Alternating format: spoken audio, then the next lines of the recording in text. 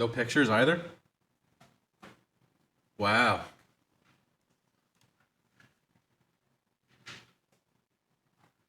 Wow.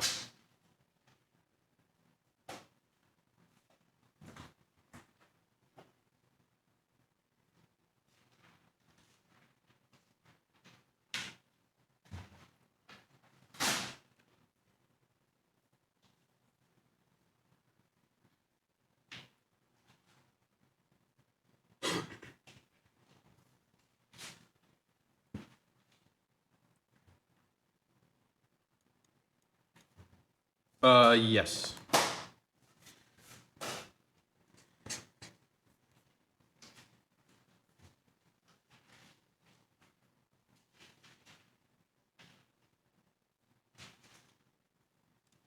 Can you turn the air off? Yeah. Completely? Yeah, just flick it off. Okay.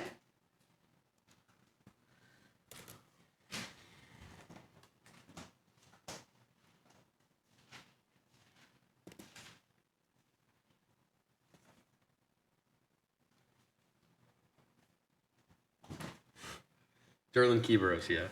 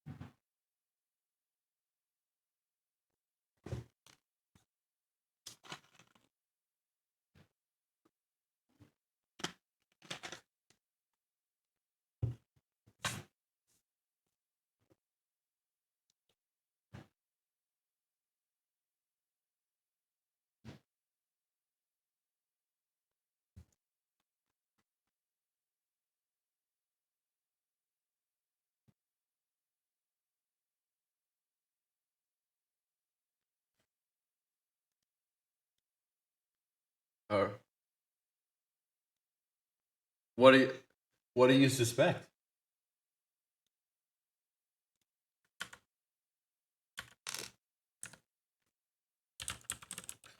Okay. Well, I had that ready.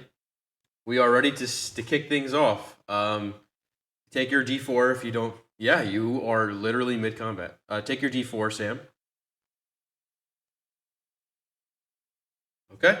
So, with that recap, we find ourselves presently in combat. Scorn, before you, you see this white, robed, almost not robed. It would be like a very light cloak, hooded figure with a bow staff. Yes, pinned this assassin individual in front of you down with the bow staff and has taken a swipe at his head. You can see blood is starting to pool out of this person's nose on the ground. Sam has disappeared into the room to your left, and hot on your heels are two more assassins. And we will pick up with Sam's action.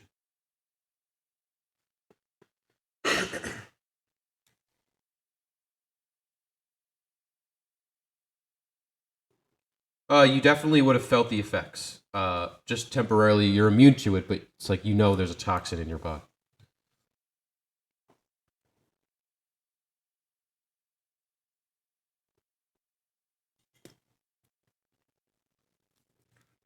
Okay.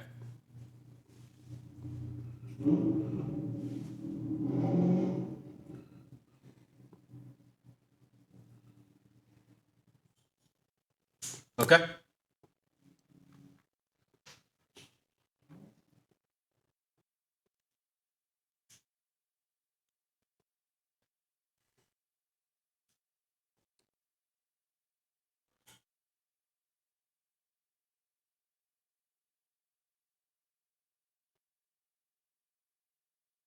No, it's disengage.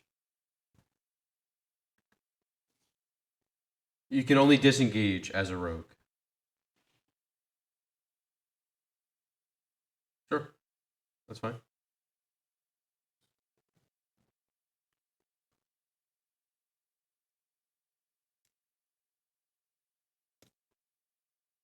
Okay, so you run out using your 85 feet of movement or whatever the hell it is.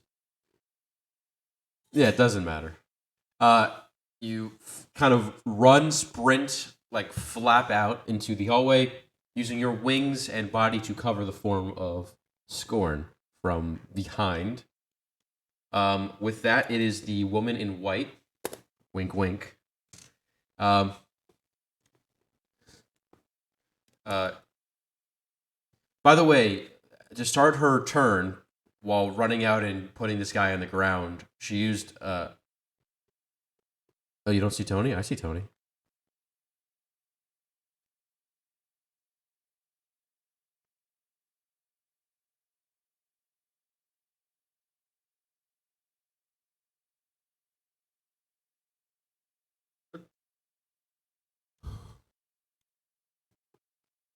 Uh,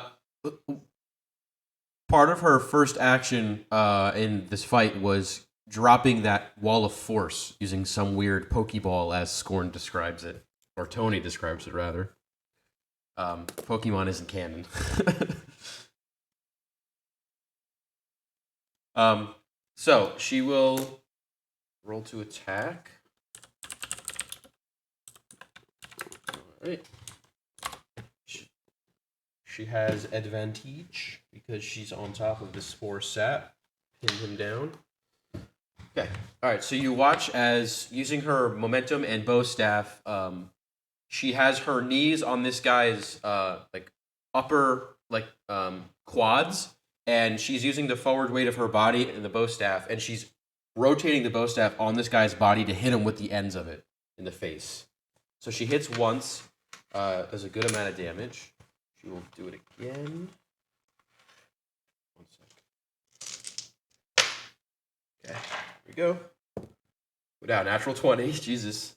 Okay, let me roll. Yeah, we'll see. All right, and then she will fury of blows. Okay. All right. She will hit again.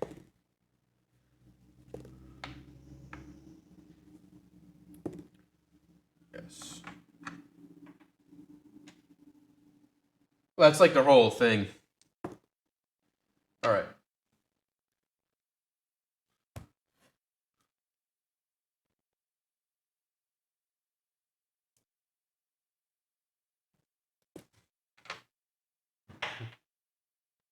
She does a crap ton of damage and is just wailing on this guy while on top of him.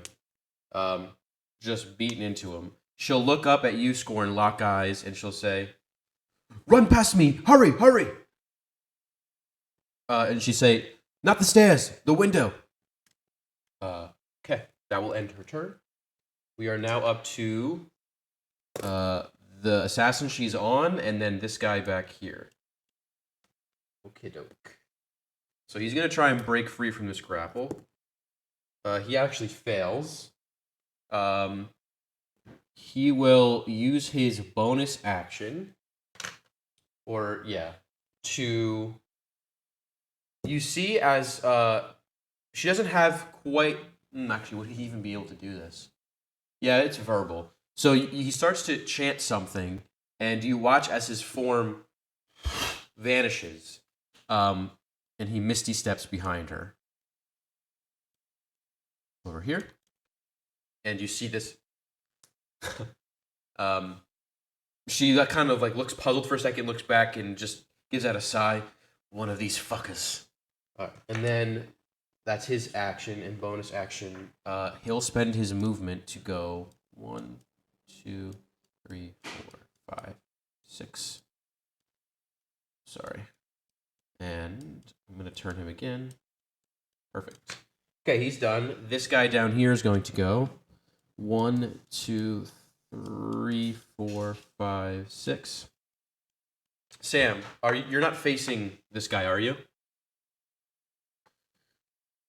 Understood. Okay. So you watch as he grips. Actually, make me a perception check.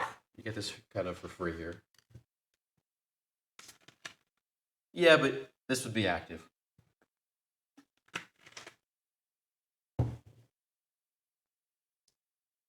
You can see a heavy looking medallion hanging from his neck. Iced out now. He grips it, kind of closes his eyes, and says an incantation verbally, and opens his eyes, and you can see they have turned bright orange. The pupils. Pupils? No. The iris? Is that the part that's colored? Whatever. Doesn't matter. There we go. So his... Oh, I can't see Tony. Hold on. Oh, I can see Tony now.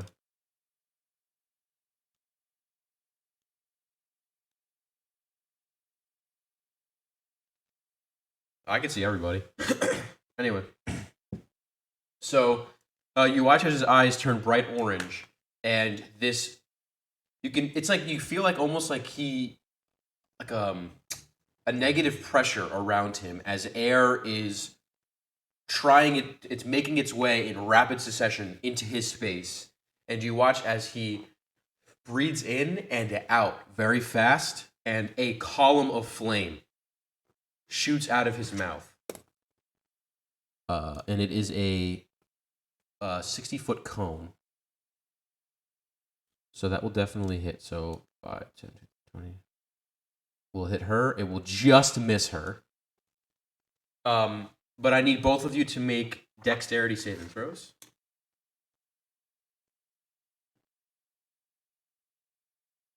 Yeah, you definitely make that one.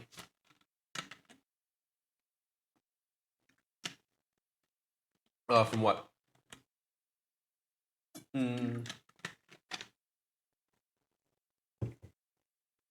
No, you would not.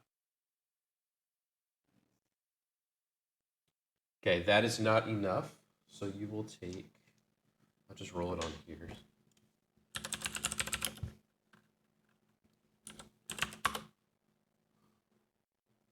All right, you take 46 points of fire damage.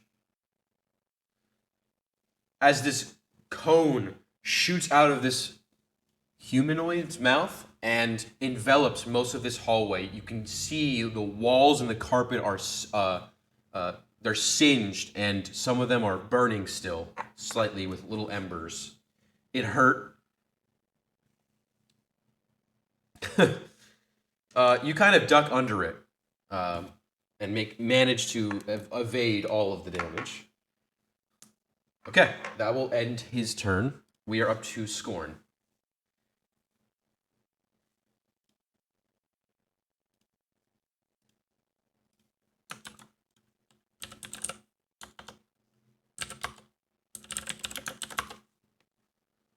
Oh no, that's a door. The stairwell is ahead and to the right where that guy's standing. And the window would be all the way at the back wall in this direction. No. The window's there on the back wall there, and the stairwell, the door's over here. Okay. Make me a perception check. Yeah. I'll couple it with your movement. You see a few things. One, you see below a cart of hay. No, I'm kidding. You see to the left of you a rope dangling, and it looks like it goes all the way down all 7 floors to the ground. Peeking your head out of the window and looking up, it looks like it's anchored on the top railing of the building. Or like the top wall or something like that.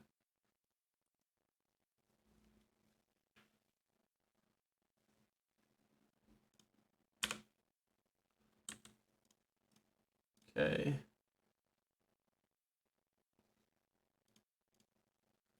All right, make me a dexterity check. Okay. So,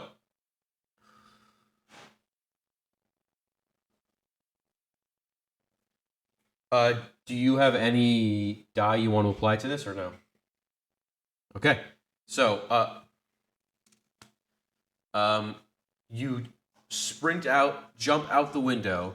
You use your momentum to kind of swing your body and grab the rope. Unfortunately, you grab it, but you can't quite stop yourself from falling too, a lot of things. Back is singed, but you end up sliding down the rope. Let's say roll a d20, and that's how many feet you've slid down.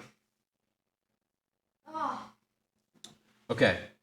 So you will only take for this a single d4. Is it d4? It's a d6. Technically, you're under the 10 feet, but I'm gonna. Yeah. So this is gonna be a d6. Oh, I got a natural 6. So 6 damage, bludgeoning damage. I don't remember if you raged. Okay.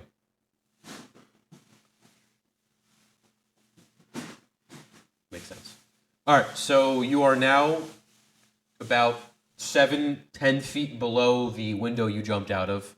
The rope is pulled taut. The wind at this height is kind of blowing past you. Looking down below, people haven't yet noticed the beginning of your descent, nor the guards. But looking back, you can definitely see the guards are making their rounds, and eventually will start to pass by this building. The next couple of rounds here. Okay, that will end your turn. It is the last assassin's turn. 1, 2, 3, 4, 5, 6. He will. Yep. He will bonus action Misty Step. And the last thing he'll do is strike you twice with daggers. Right, correct. So the first one with disadvantage will miss. The second one with disadvantage will be a 16. Okay. All right, so he swipes and you are able to dodge all of his attacks. We're missing one. It is your turn. So Scorn, you are out of the window.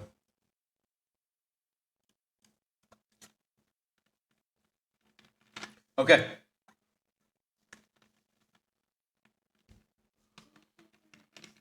It depends what you're saying. That's fine.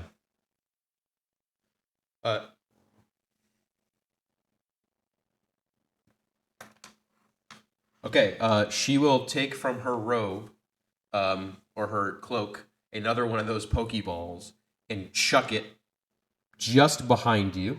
I'll make her dex check for that. Yep. It will land right here. Oops, that's the wrong spot. I'll move it up 5 feet.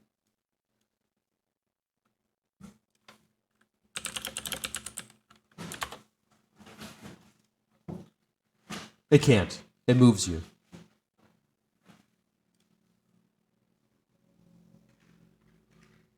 I think there is a bludgeoning damage. I don't know if it's in the spell, but I don't remember. But it will push you, and I believe it's the choice of the spellcaster.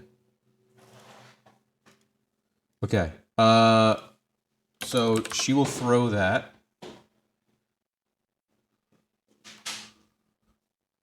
Okay.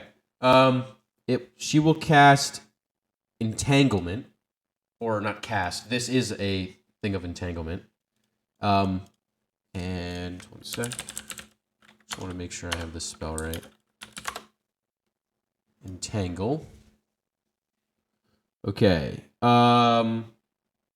20-foot square, and she's technically concentrating. So you have to make a strength saving throw, Sam.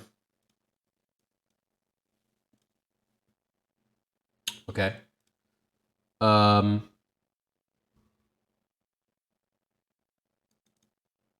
Wait, did I mean web? Hold on.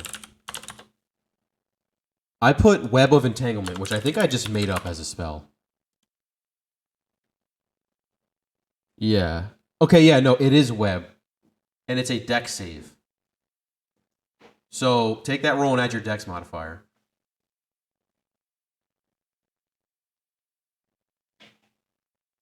Okay, you still fail the DC. However, it's difficult terrain. This is earlier. Yeah, so you started your turn in it, or you will start your turn in it. So you failed it. Okay, failed save. All right, got it. So, I'll roll for these guys. I think she would have thrown it here.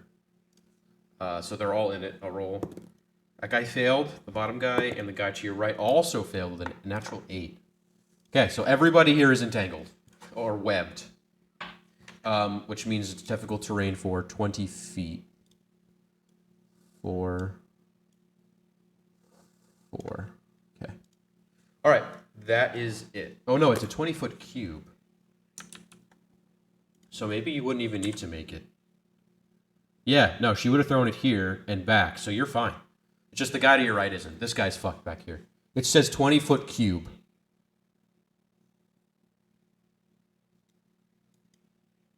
Yeah, that would be kind of nuts.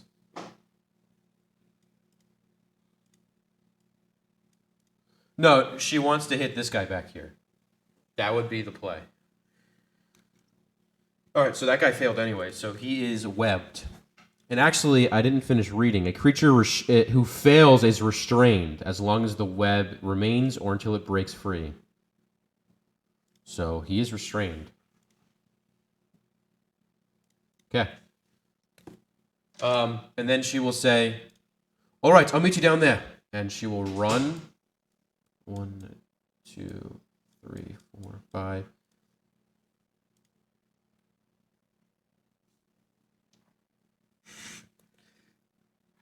Nigerian Prince. Definitely click that bit.ly link. All right.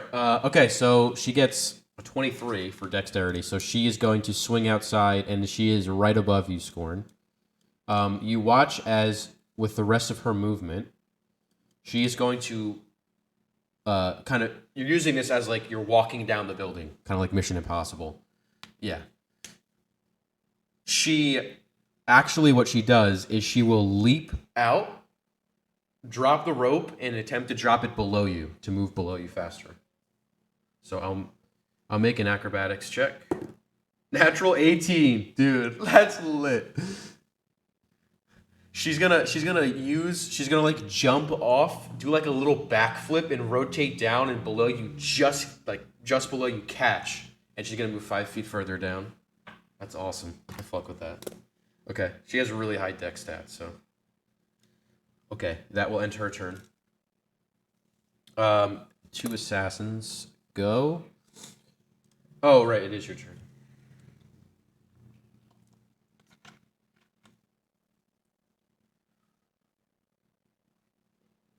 Mm-hmm.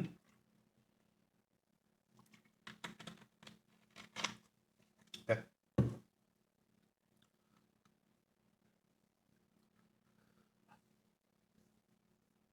Okay.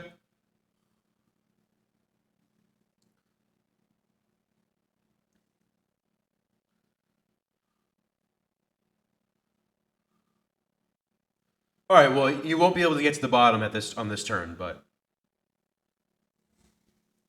okay. So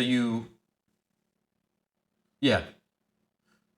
All right. So you sprint out and dive bomb. This is the first time you've seen Sam aim to hit terminal velocity here, and his true form is showing. Finally, he's able to do something like this. Been what 3 years? Yeah. Okay, so for the next turn, I'll have these guys go here. This guy's going to walk over to this. He's going to peer down, and he's going to attempt to... Correct. He's going to try and Scorching Ray the rope at the top. If any of you have reactions, this may be a good time to try and figure out how to do something. You are about 6 stories up.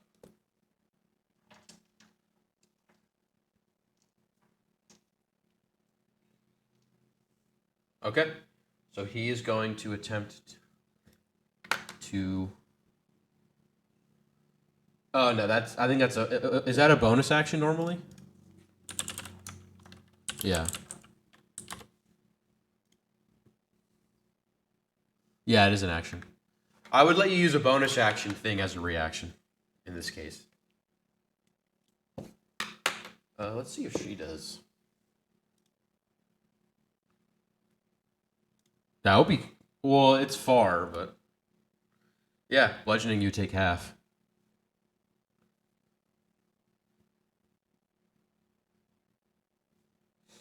Decisions. What good is that if you fall 60 feet? It is. Even if you get max damage, you're fine, right? That's like higher levels. It's like if you fall 70 feet, it's like a scratch. It's like, yeah, honestly, yeah. Who cares?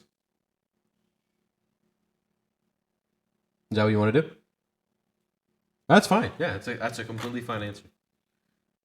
Yeah, you just took a fucking fire column for more damage than falling. All right, so he's going to make his Scorching Ray attack.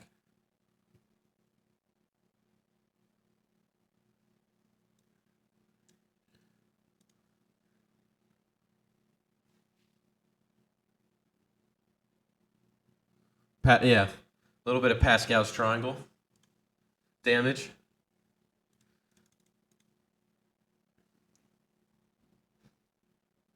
Six factorial. Oh, that's actually a symbol. I forget what it is though.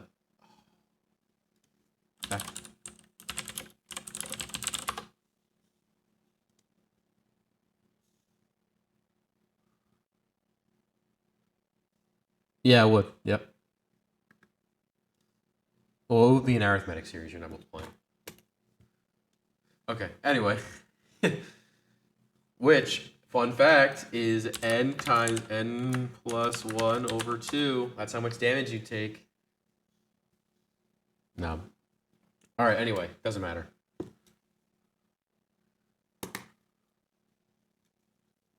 Actually, that's actually not the right formula. That's just for adding 1 plus 2 plus 3. Okay. That's how many d6 you would take. So, yeah. I don't know. We'll think about constituting or bringing that in as canon in a little bit here.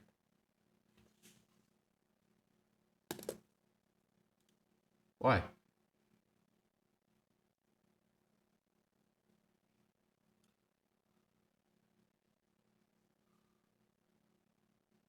Yeah, that's what I have there.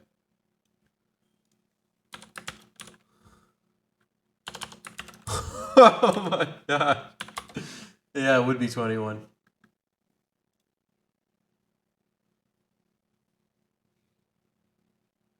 That's. I'm okay. Listen, look. Do we want to put this in? Is this a thing we want to do?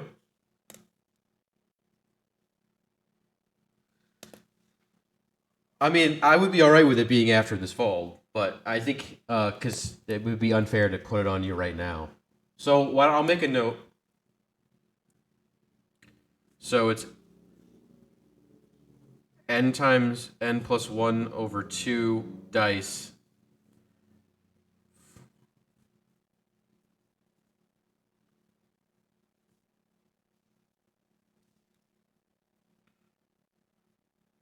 Is every Yep, is every 10 feet. Yeah. Yep. Okay, so we're not going to do that right now. So roll your 66 because he hit the first shot.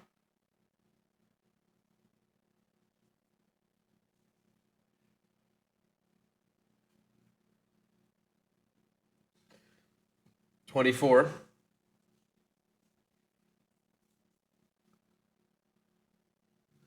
All right. Then he'll scorching ray as you're falling. So he'll aim for 1 for you because I think scorching ray. Oh no, Is it 3? 3 rays. Yeah. So he'll shoot 1 at you and then 1 at the lady, Scorn. That is a 16. Is it okay? And then at her, a natural 18. That will hit her for sure. So I'll roll another 66 to see how much she takes.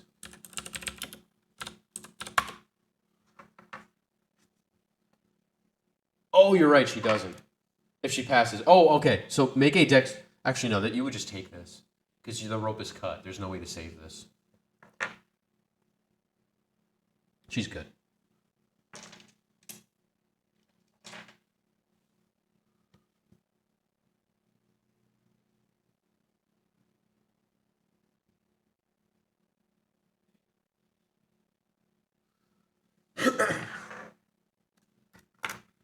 Okay, so it hits her. She'll take the damage. All right, that ends his turn. It is. No, not now, because it's way less than that. 5 times your monk level. Okay, so then this guy will attempt to break free with a strength save, save. Natural 1. He's stuck, and we are up to Scorn. You have just landed, impacted on the ground.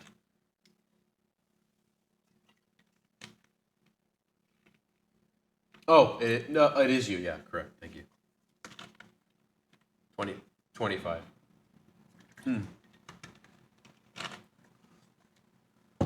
They would have landed. They are like 60 feet below you. Yeah, you land gracefully as they collide into the ground. No, I mean, you can fly, can't you? There's not. The only way is if like you're knocked down and like incapacitated or something. Yeah, that's fine. Yeah, it's not your best landing, but no one's around to look. At least not your friends. They're too busy winded. You hear Scorn. You see your Scorn and the lady are inhaling, kind of catching their breath as the wind's been knocked out from their lungs. Yeah.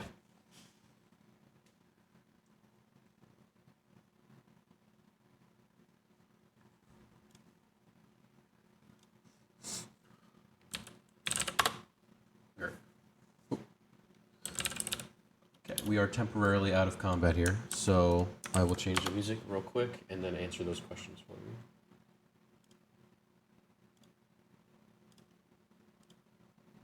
Okay. Sec. All right. It's nice having Ben to do the jukebox stuff, but whatever. Okay. So, you all right? So you're walking over to both of them, correct? Yeah, she was below him.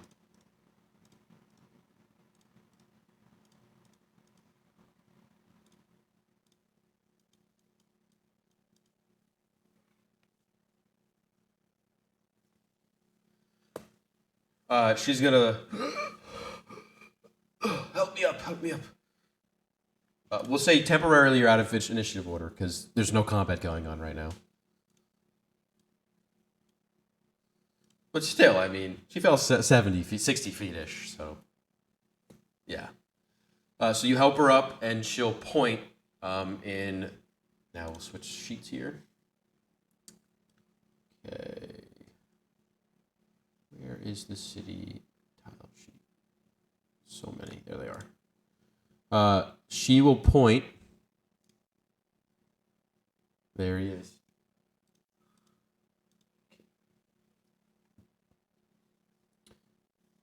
So where? Okay, she'll point in this direction. You are right there, my friends. No, you would have been in front. Your room was towards the front with the balconies. So you had a nice view of the square, if you remember.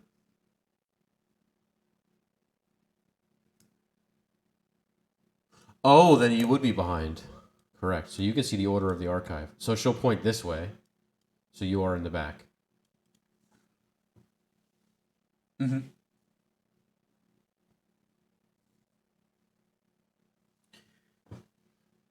All right, so stealth or no stealth? Okay. Yeah. Natural 20, let's go. She's killing it. Oh, shit. Natural 20, you gotta do it. The trifecta. Oh, 19. That's close. But that's not natural. Whatever. Doesn't matter. With great haste, yeah, she got a 31, but it's okay. Or a 32. So you guys make your way. She is taking you in a very familiar path into the. Let me get it up. Districts here. She's taking you into the Iron Cross, or towards the Golden District. Well, the Golden District kind of starts here, and it consumes most of this. Eventually, you still have your hunter's mark, right, Tony?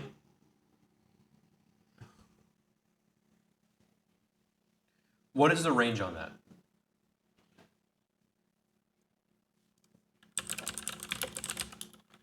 Let's see. I think that sounds familiar.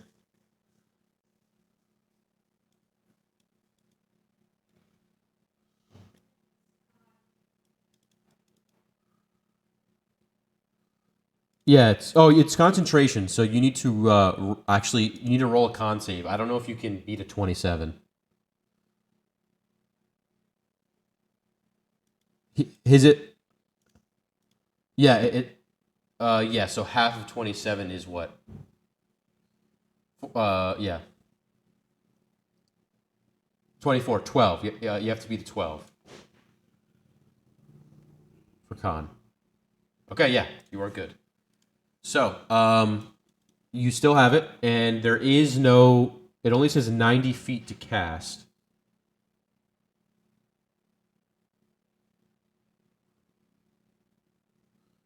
Yeah. Yeah, you have wisdom on perception or survival. Or advantage on perception or survival. Which would you like to roll? Go ahead. They do not appear to be following you at the moment. With your stealth rolls, you feel pretty confident that you lost them. you head over. Eventually, she will lead you to a very familiar looking sort of restaurant club, the House of Elixir. And you guys will enter into an alleyway, darkened alleyway in between the House of Elixir and some adjacent building. And she will knock on the side door in a very specific manner. And the side door will open, and you will all be shoved inside this building, her included, into down a set of cellar steps and into an underground, looks like almost like a gambling sort of ring would be. That makes sense. There's tables for cards. There's a bar. There's some like small rooms that jut off to the side, places to conduct business meetings, etc. She will. It's pretty much empty at this point. She will say as you all enter in, "All right, I think you're safe. Are you okay?"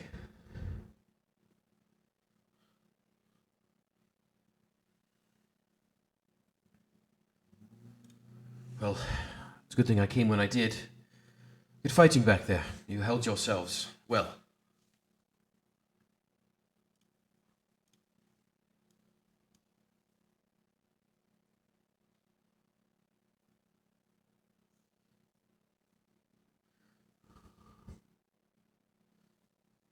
More on that later. I will go get the gentleman, and we will discuss next steps. Just make yourselves at home for now. This will all make sense shortly. Yes?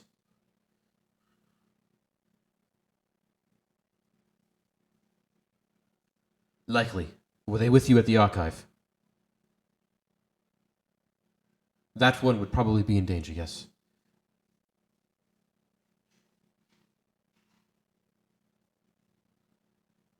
I think you did, yeah. I will dispatch someone to do that for you. It's not safe for you to leave. What, the brown-haired lady? Is that the one? Okay. I think she does. All right. I'll be right back. This will be handled and your questions answered shortly. Just take a moment to catch yourselves and your breath, and I'll be right back. And she'll run up the stairs. So the way that this is set up, the main room here has about 4 or 5 tables for cards and poker and dice rolling. There's a bar also in this room on the back wall. The stairs that you came down are at the very front corner of this room. They lead directly here.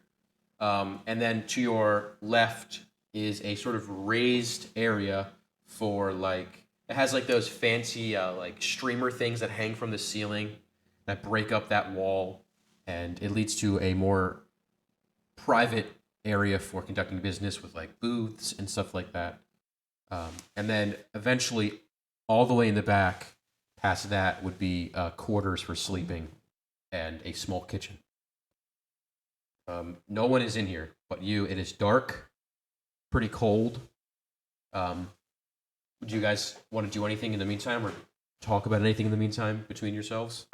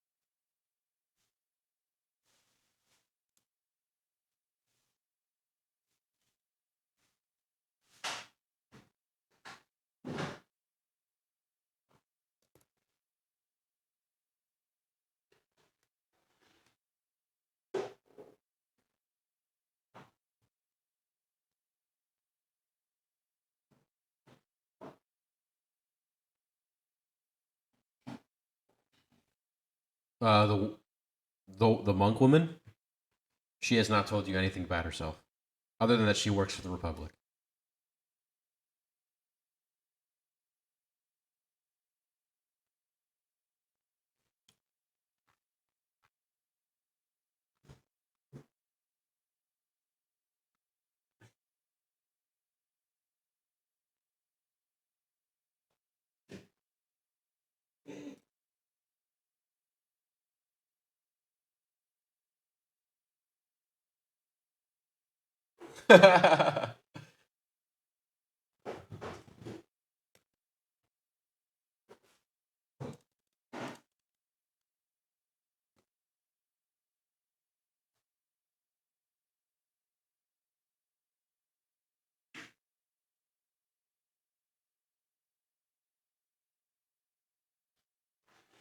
Small ones, sure.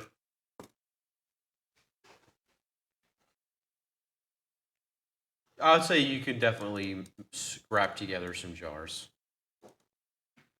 Especially you with all your collection shit.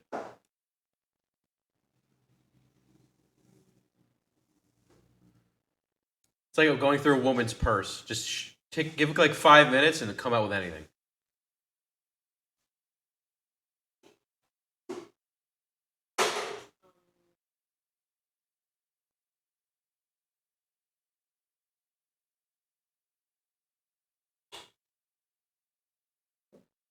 Lenore?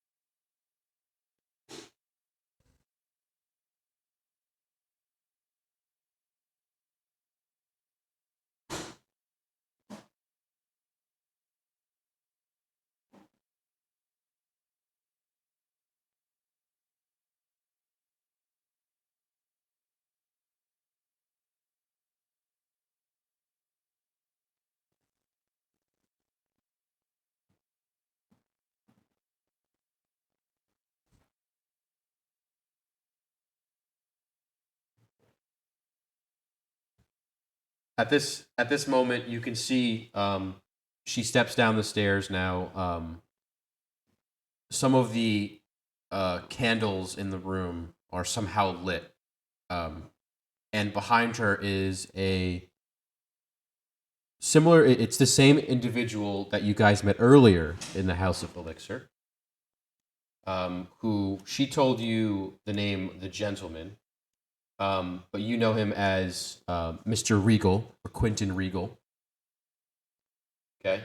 And behind him is that giant minotaur that you saw earlier as well. I believe you were given the name Barus for him. Barus. Yep. Mm-hmm. You were here at this place for lunch. And then behind them is a young female Regal. Regal. Behind the giant minotaur is a very small, maybe 5'1", 5 foot even, young female elf who is dressed in slick black clothes and has this jet black hair, which is kind of rare for an elf to have black hair like that.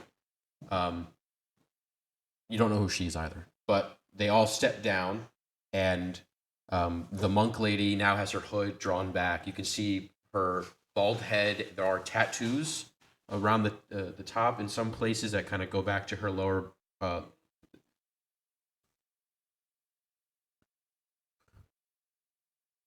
Make a religion check.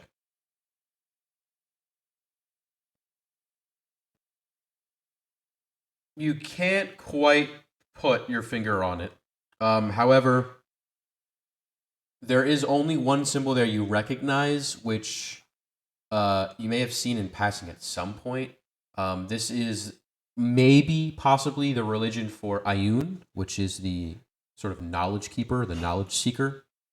That's what they're known for in the deities of order. Ioun. Okay, they all step down into this chamber now, and you can see they sort of all. I'm sure you. Where have you stationed? Are you in one of the private booths or in the main room with like the gambling tables? Where would you have been? Okay, so like in the room with the tables, gambling. So they'll step in, and she'll say, All right, these are the individuals I was speaking about, Quentin. Everyone, this is happening quite quickly, and I wasn't expecting this to happen right now, but we have to fast track some things. Let's just do introductions quickly, and we'll catch everyone up to speed. This right here is the gentleman, also known as Quentin Regal. He owns this establishment. This right here is Boris, also known Barris, also known as the Muscle.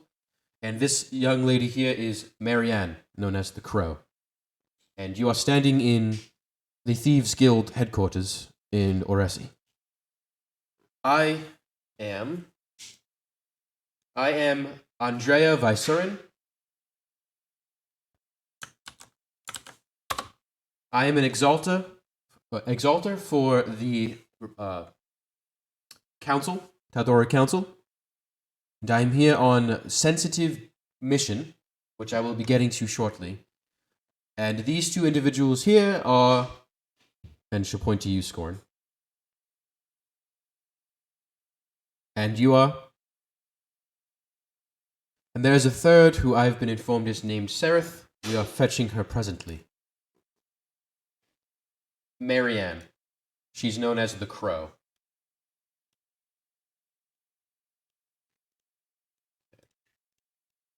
So,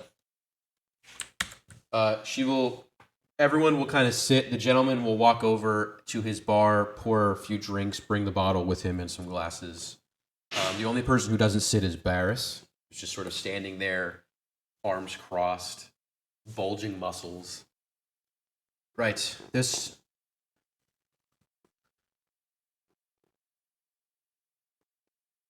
I've had, well, as soon as you left, Quentin informed me of your presence, and I followed you to the archives.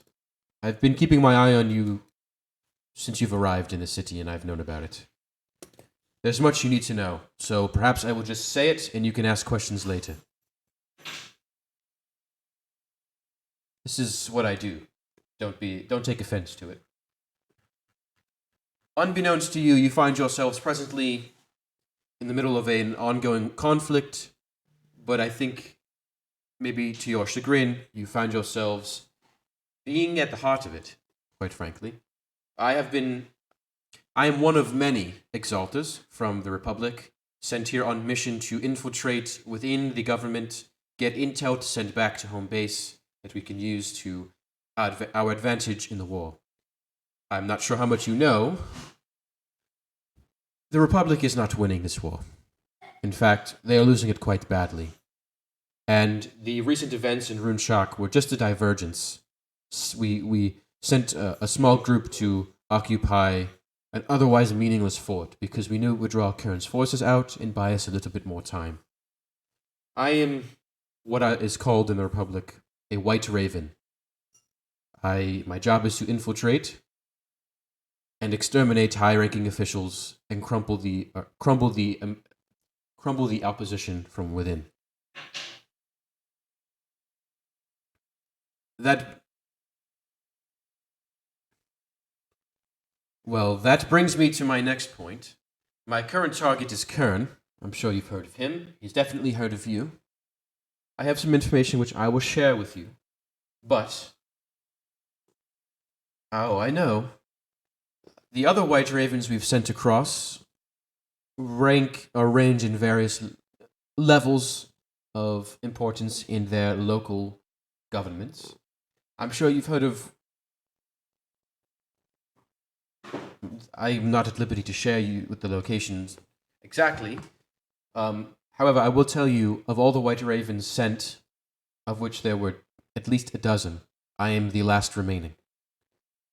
We lost word of one of ours in Farnfoss, a young lady close to this individual, Cal, who we haven't heard from in nearly 2 weeks. Her real name I will not share, but her operative name was Amanda.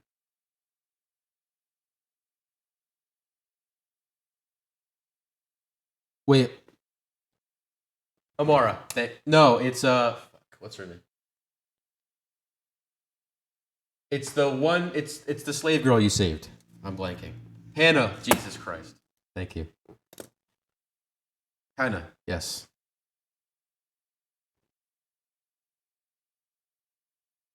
Well, I have not heard word from her, and she knows her job is to update us constantly. We have a close network at the White Ravens, and she has gone dark.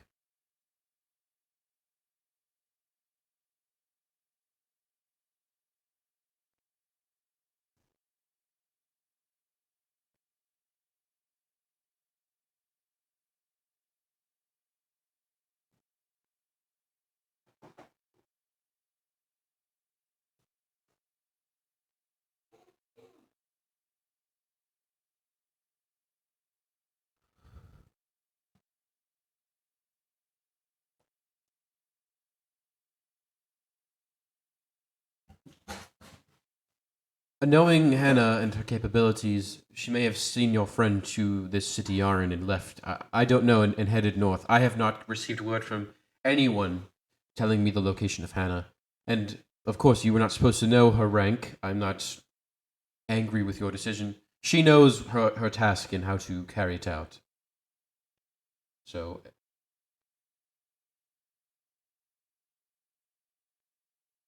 I had no idea that you were at least in some way have crossed paths. Regardless, we're spending too much time on this.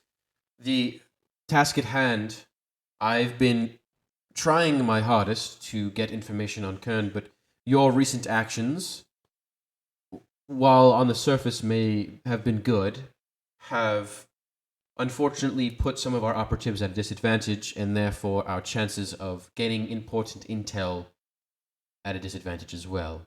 However, you can sort of turn the situation around by helping in Oresi in a few strategic ways, and this would do great for. It would do much good in putting the foundation of good relations with the council.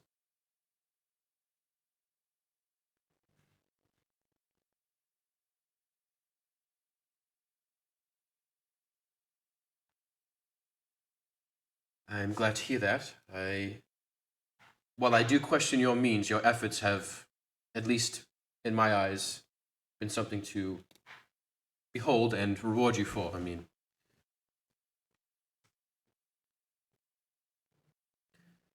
there's a lot to be said, but anyway, the gentleman would like to tell you some things. Go ahead. Thank you. Well, it's nice to see you guys again. I hope your lunch was good. I hope you're not. I hope you're not angry at the fact that I shared your whereabouts with Andrea here. It was imperative to decouple you from the Duchess as soon as possible. I was made aware that you were invited to a gala this afternoon, or this evening, rather. I have some things to say about that, but first, you probably are wondering, why am I even involved? Why are you here? I'm just probably like you know, a low life thug or whatever thieves guild runner who by day runs a nice establishment. Whatever. Bottom line is, Kern and the people that want to put him into power have made it almost impossible for my organization to thrive, let alone exist. Just the past month or two, we've had to cut most of our members off, either send them away or completely cut the ties with the guild because we can't afford to pay them. We don't have contracts anymore. There's this local band going around, the Silent Order, who take most of our, or not take most, they steal, and it inadvertently gets blamed on us. I'm sure it's intentional by their part.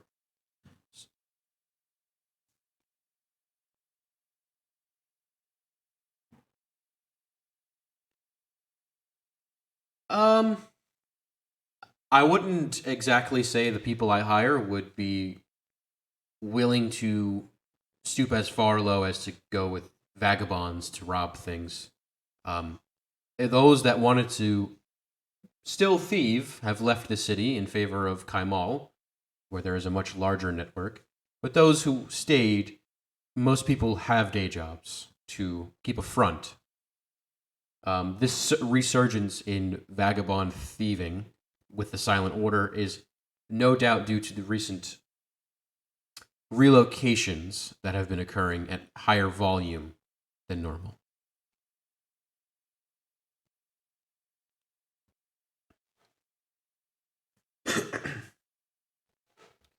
Marianne, this is your job. Right. So, a few things you should know. One, you see those guys in the red coats, kind of bow ties, all kind of look the same, carbon copies. Correct. And those numbers get dispatched, or not dispatched, stored in the Great Halls in Marquette Square, where a council of people, including the chief, decide who will be next to, or how many people and what establishments will be targeted next for, these relocations, which are forced manual labor.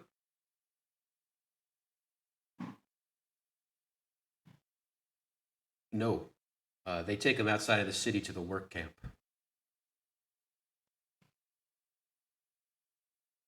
They are the same. They do that to keep up appearances in Marquette Square, to explain the disappearance of many of the populace. People are starting to notice, but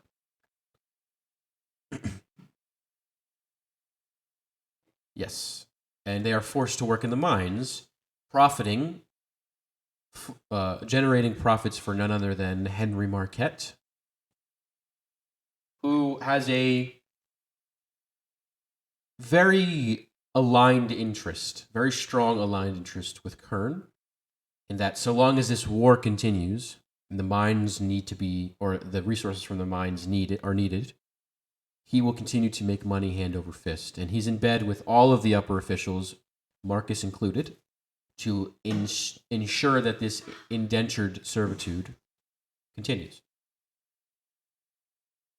Now, I'm sure, having dealt with Farnfoss, you're no stranger to the atrocities of the Conclave.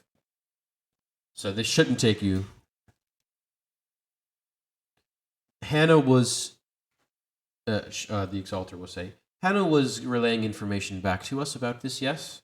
They were experimenting on young women to make what they call screechers, which I don't know if you've had the privilege of seeing, but they have catastrophic consequences when sent north. Because at first, we thought, these are sick women. We shall take them in, they're refugees, and we bring them into our cities, our barracks, our camps, and they turn. And in their wake lay destruction.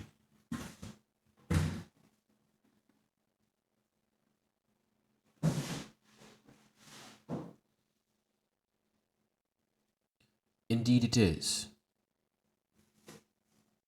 And in fact, in this city, and she'll look over to Marianne, yeah, it gets worse, believe it or not. I don't know if you've seen any of it, but they've converted the Temple of Helm to be sort of more of a laboratory for blood magic and necromancy. No, the Temple of Helm is all the way down here. No.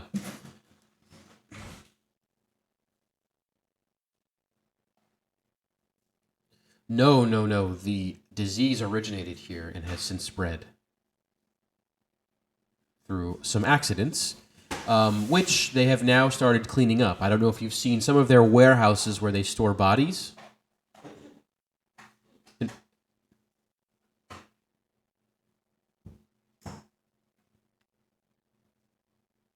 Precisely. That's for a few reasons. One, they may be aiming to reanimate these through necromancy. Or two, they may be, they may have this disease.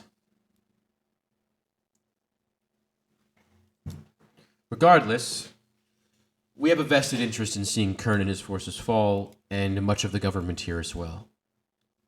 And as you've pointed out correctly, I think, you've identified the mines as being a source of much of the power and wealth that underpins this city. Therefore, it would be in both of our vested interests, or both of our best interests, to see the mines temporarily shut down. The Exalter will kick in, and on top of that, you may find some answers to this Cult of the Eye, which, by the way, and she'll remove from her pocket an amulet. I took this off the guy I tackled. Place it on the table. It is an eye. Triangular eye. You do? I think Arthas has it. Or I think it might be in the bag of holding because it was rumored to be Scry. Mm-hmm. Do you have it, or does Sarah have the bag of holding?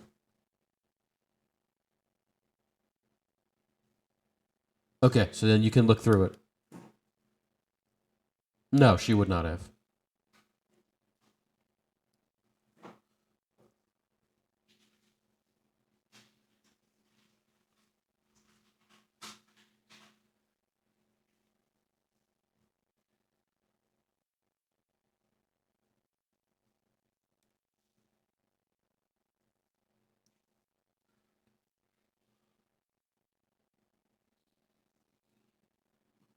You, Marianne will chime in and say, "We've identified a few of these as well, and they have various properties. This one here seems to have given this individual enhanced abilities to wield fire. You're dealing with the Cult of the Eye. These are their assassins, their fanatics. They came after you. That individual you saw in the library, Montral, his name is, Montral Mormont, the very same. He is presumed to be a high-ranking official in the Clasp. And the Clasp has a... You guys have definitely heard the Clasp.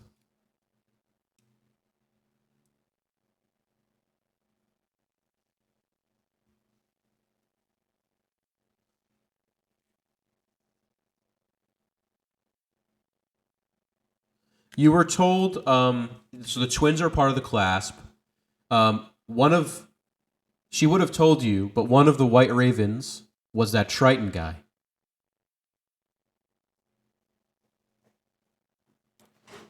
So that's why he was there, and that's why the twins were following him. If you remember, he left Oresi.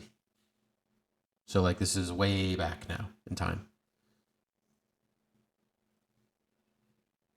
Who knows? You can ask, but anyway. So all right. So were you there?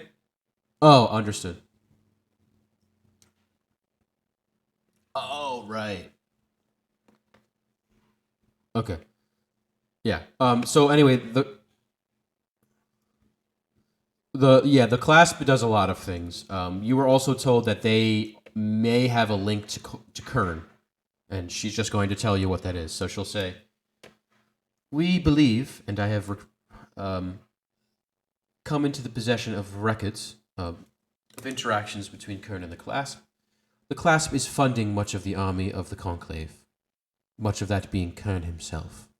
They're fronting the bill for all of his equipment, barracks, transport of his food and soldiers.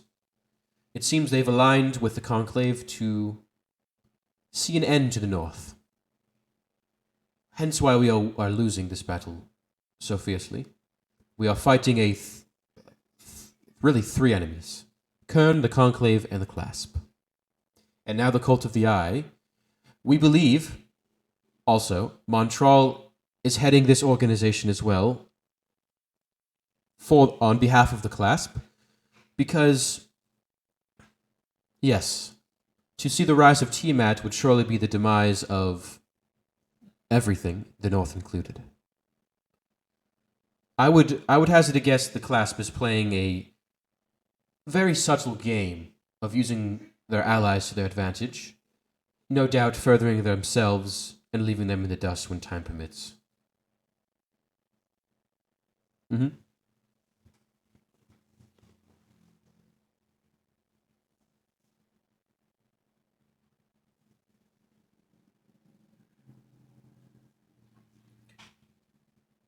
Make an intelligence check.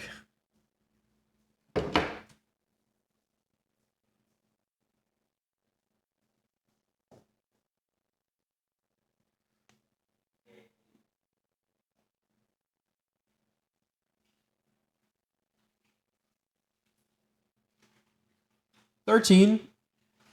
They fit the bill.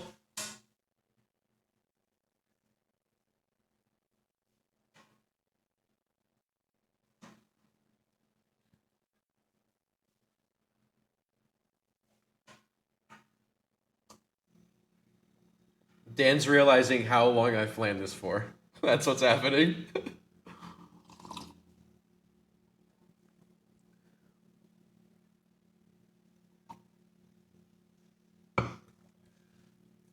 Casually blowing minds here.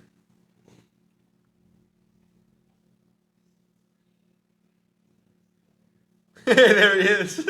Shit. Hey, keep going, Dan. I don't know what.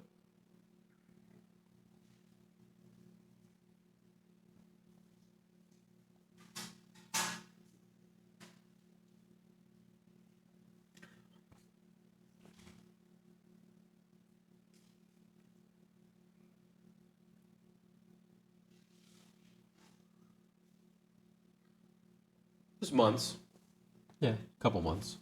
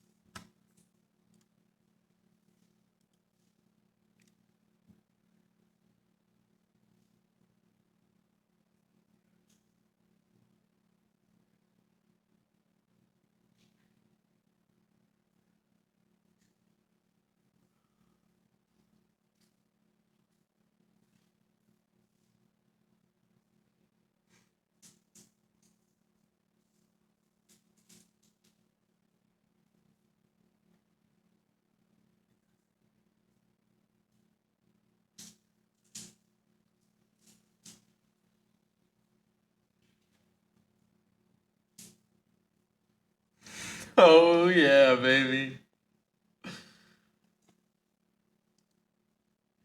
How did you remember that?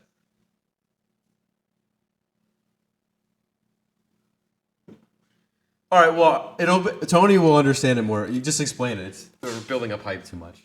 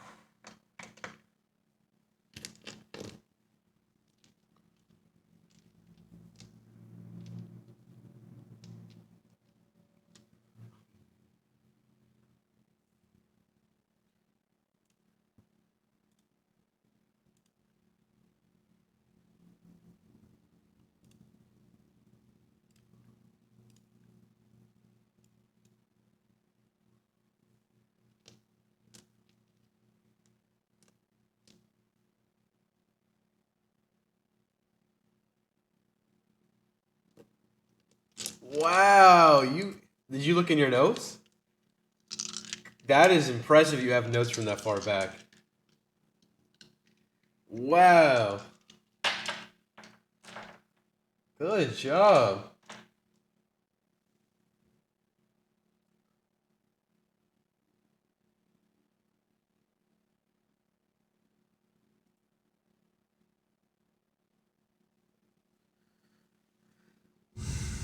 We've heard their names, yes. They have infiltrated many cities in the north. They go by various names. They are starting to rear their ugly heads more frequently as they're getting word of a resurrection event rumored to be happening shortly. Of is some the very same. A doomsday figure.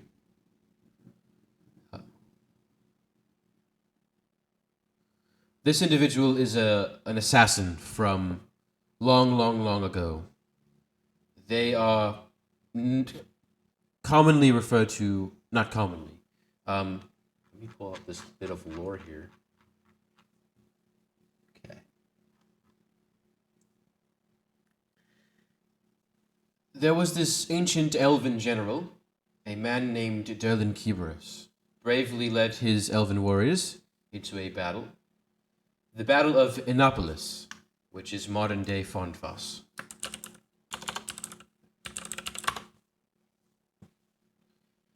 On this day, he was betrayed by one of his right hands, and unfortunately surrounded in an ambush and slaughtered. His men slaughtered. Before he died, he was offered a deal by the general of the Army of Chaos to forfeit his life and his soul over to the deities of chaos in the Army of Chaos and see his men resurrected to carry out their days unharmed.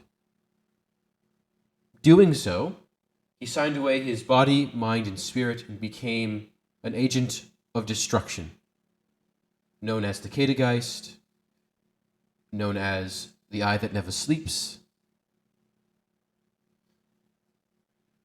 Presently, his remains are scattered about the continent,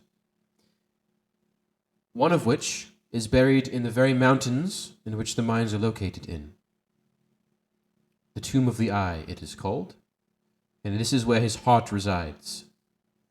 The very cult you've been fighting so long has been trying to find this last piece and resurrect Derlin and bring his might, as well as the might of Tiamat and Asmodeus, back to the material plane.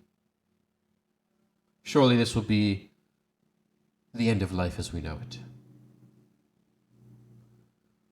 So I have been sidetracked during my stay here in dealing with Montreal, dealing with the Clasp, the Coat of the Eye, and Kern himself. And I, and now you, by extension, are the Republic's last hopes.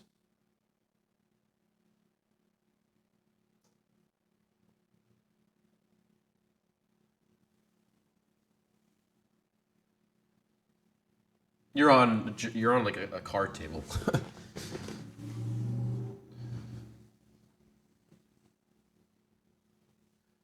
They don't know what it is, but Marion says, "We know of someone who would know. Professor Nahama at the Ironforge Academy. He's got his hand in all sorts of things like this, and I'm sure he could answer your questions. Whatever it is, it seems very old." Yeah. Boris will actually speak up for the first time. "I have seen this thing before. My people, they talk about a race of bird people who saved the world. This sounds like an artifact from that time and fits the description. An elongated rod equipped with stones that enhance its power." The gentleman will just look back at Boris and is just like, "How the fuck do you know this?" And he'll kind of look over and just nod and then step back further.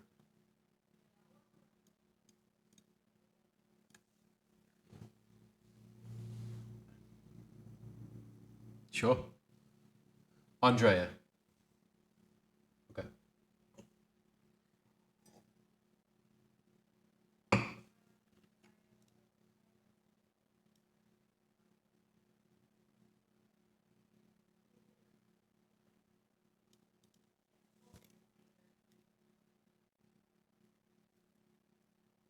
Of course, many people have. For good and bad reasons, of course.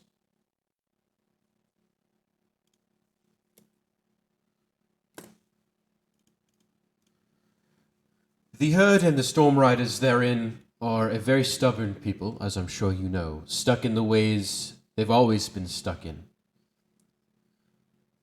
I'm sure you remember this from your history of being.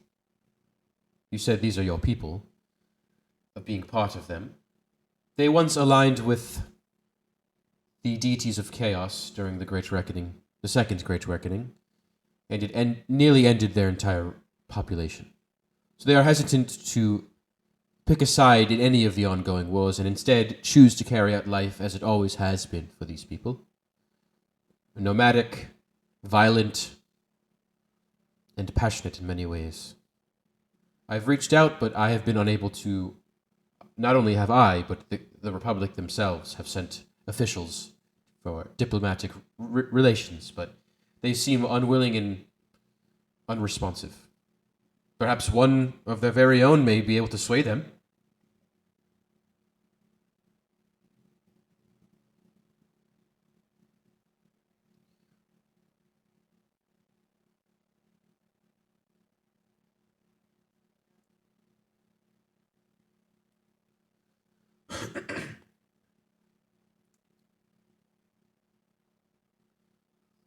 At the very least, it wouldn't hurt to try. I think as soon as we figure out all of the problems here, it would make sense. You have plans to go north, right? Or no? And the rest of you? Or just you, Sam?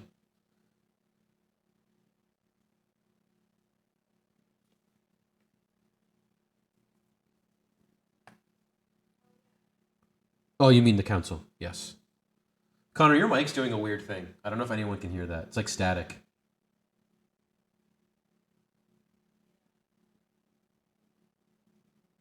I don't know. Maybe it's using your webcam mic.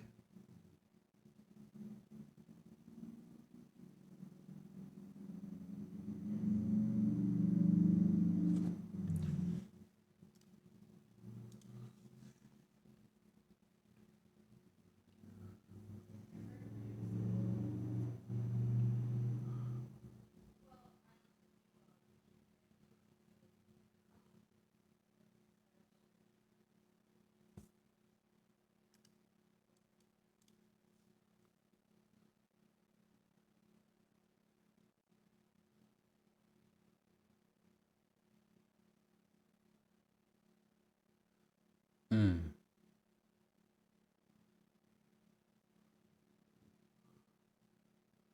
So then it does. It seems I've been incorrect. The last piece is not the heart.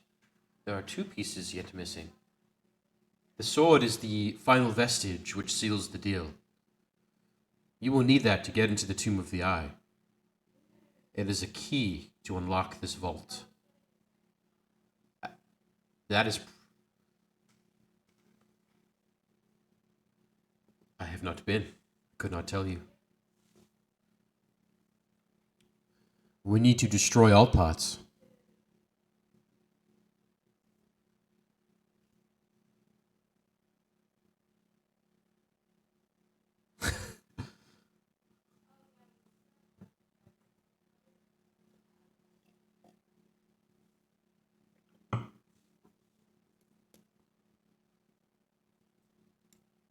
Hannah had talked.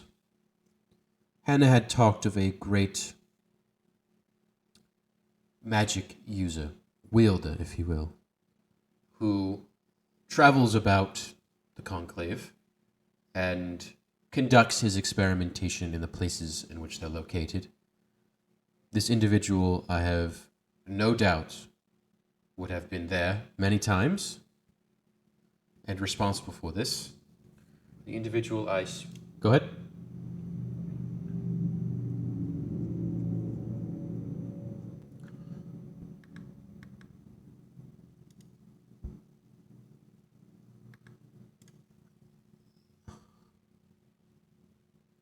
Oh, these no. These are members of the Cult of the Eye.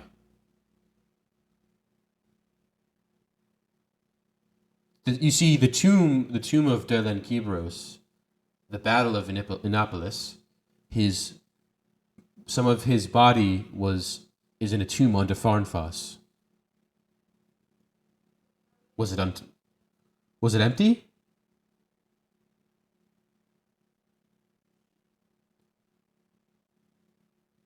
Or the sarcophagi, three of them were destroyed and one was open.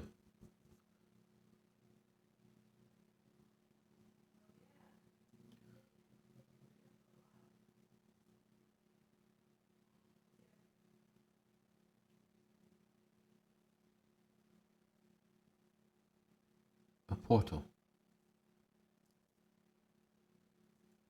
You said what did you take from there? You said?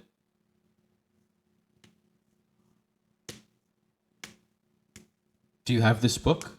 Oh. Marianne, would you know of this book? What did it look like?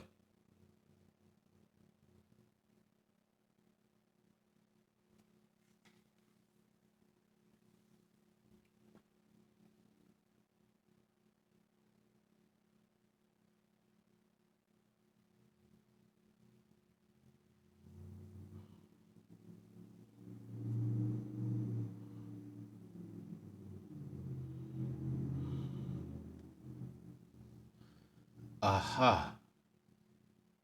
I think I know what that was. I think that is the book they used to seal Derland's parts in their magical tomb. It would likely need to be used to undo these enchantments, and it seems that this message was sent to you by Montral. And wasn't meant for you. It was meant for whoever wielded the book initially.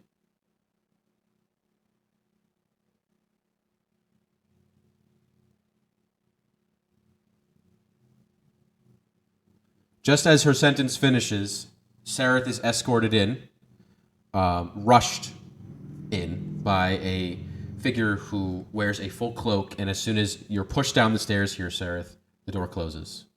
So we can take a minute. Yeah. Okay.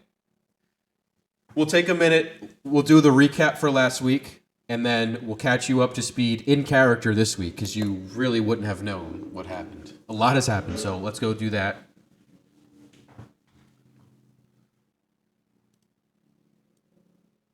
She missed the whole interchange with you guys making the vomit. From there on.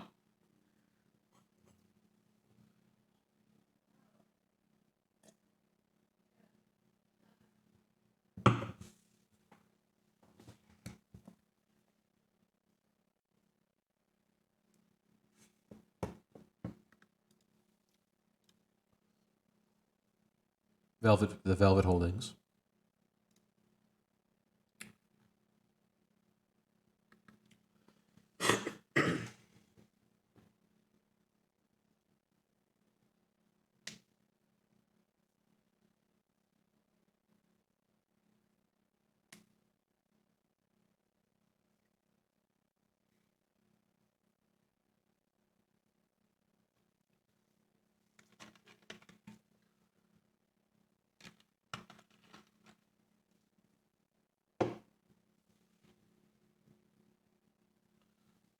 Nice to meet you.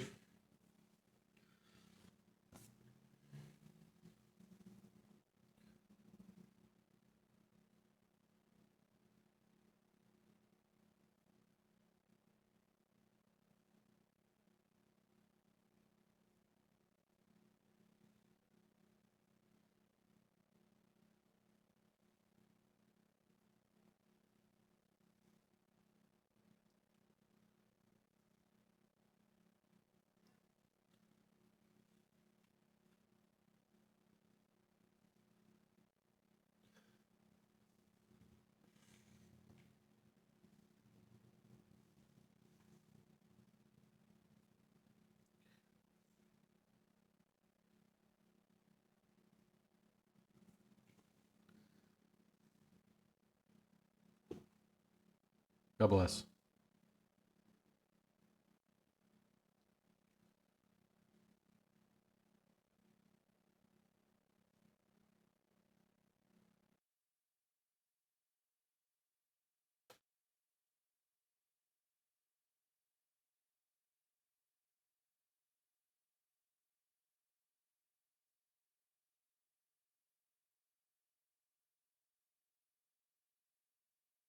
And the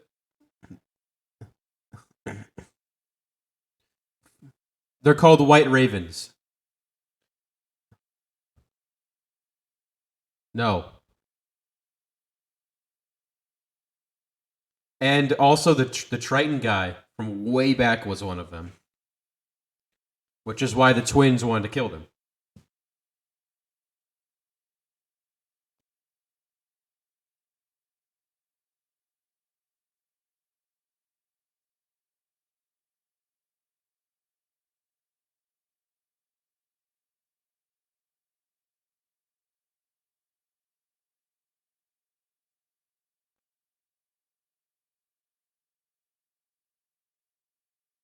They're one of the families, but they own most of the mines. Yeah.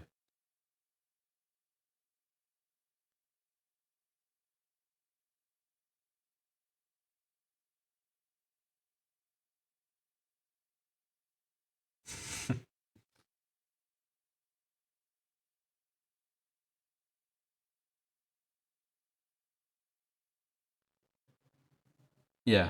Well, Andrea explained correct. So Andrea explained essentially you want to stop his resurrection, and in doing so, collapse the mines if possible, because it's all in the mines.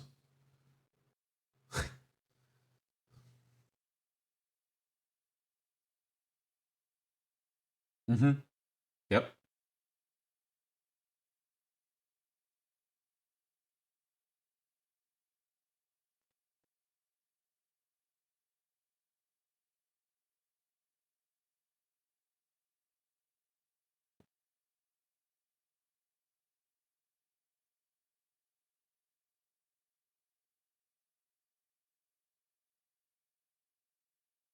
Uh, the only other thing you're missing is the Temple of Helm has been converted into. Okay, go ahead, Tony. You do it.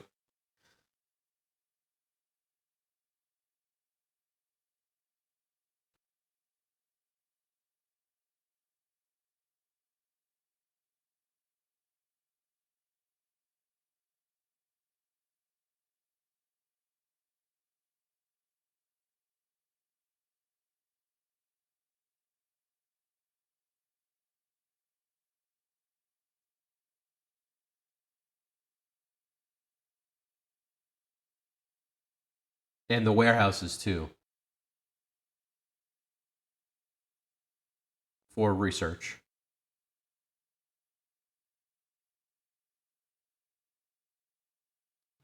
You missed a lot, my friend. You missed a whole lot of mind fucks too. Like 2 or 3 years of writing has just converged.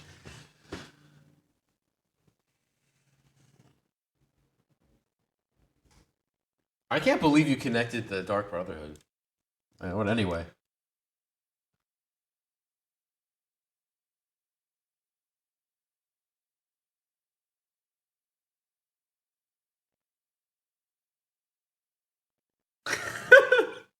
I slept on it for 2 years.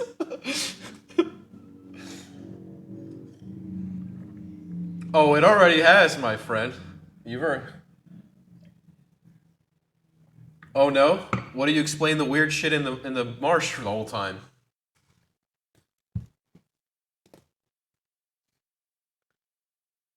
Oh, don't worry, that's coming up. I got it all. Oh, I'm saying the reckoning for that is coming up because you've been having you had it for like almost a year now in game. Anyway, go ahead. Underneath the House of Elixir.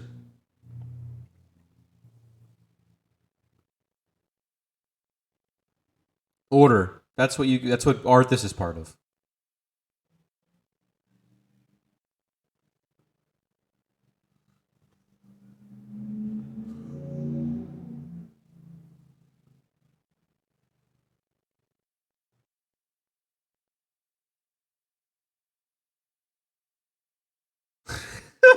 Just the Raven then.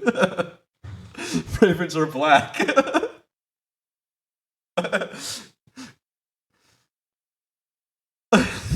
Racist Raven.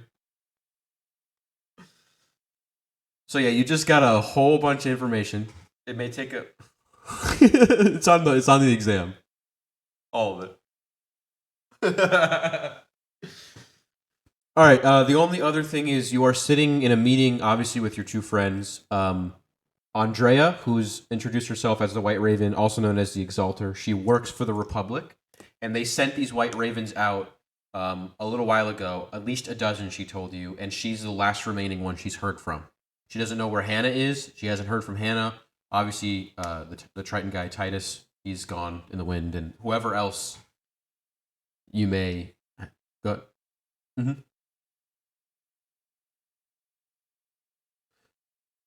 Oh, he already talked to me. That's gonna come up naturally in the game before you guys do any major fights. I have that planned already.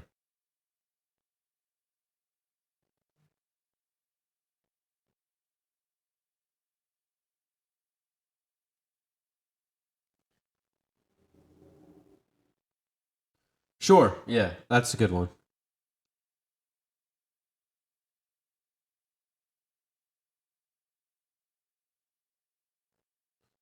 Yeah, it caps, which is dumber.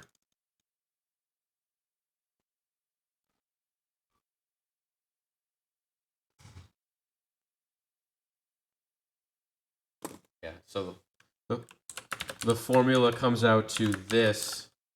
This is every 10 feet, so it's n divided by 10. This is the formula for the amount of d6 you roll. So we just rolled 7 feet. It was 21 dice.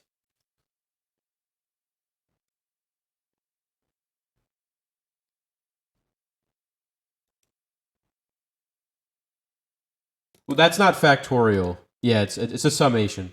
It's the sigma.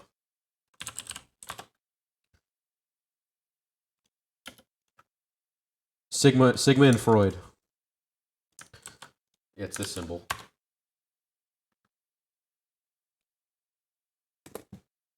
Oh yeah, you missed that badass combat, dude. But it's okay.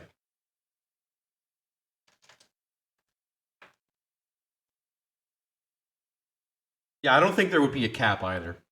There's...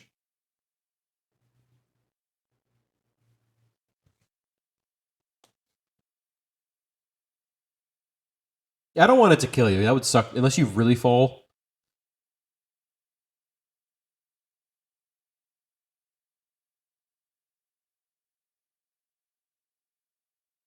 That's how it should.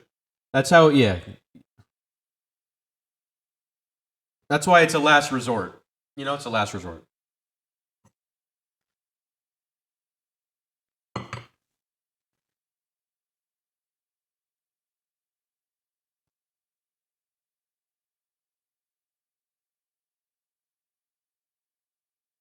Yeah.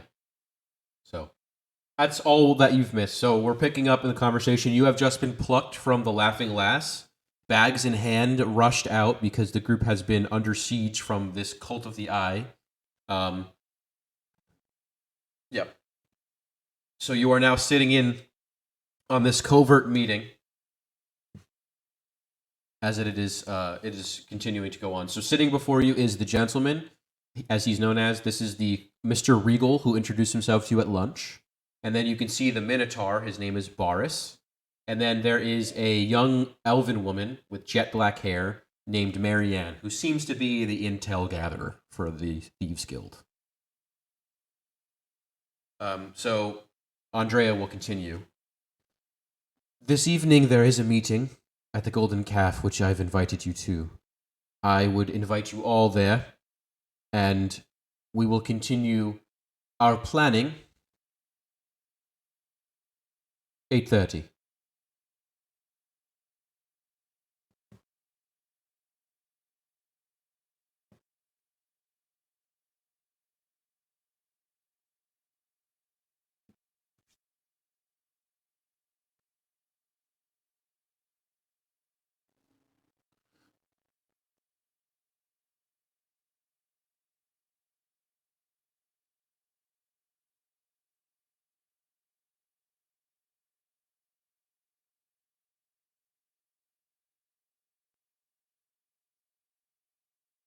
Well, do you have any inclination as to how they would know you if they are not your parents?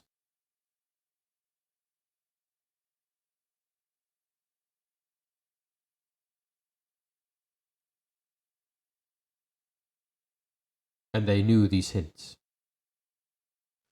What are your parents' names? And last name?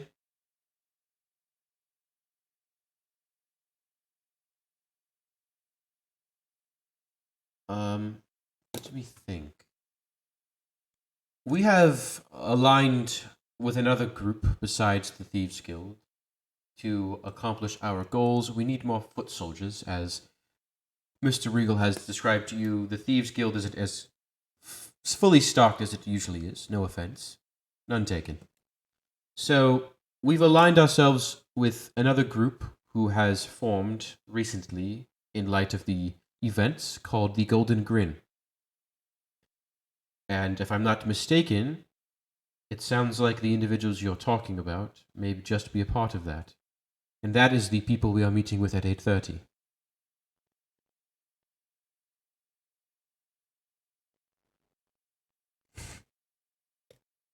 There you go. With one of their body parts, because they're earth elementals. Their own body. So, you're invited to this meeting, obviously, so perhaps we can see if they are there.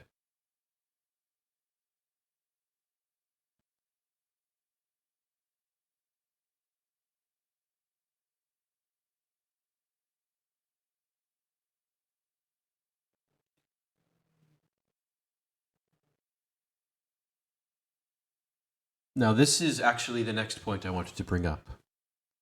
I didn't realize how deep this went. You spent the afternoon with the Duchess, and I was trying not to say that, but yes, it seems. I think for various reasons, you must go. The first being,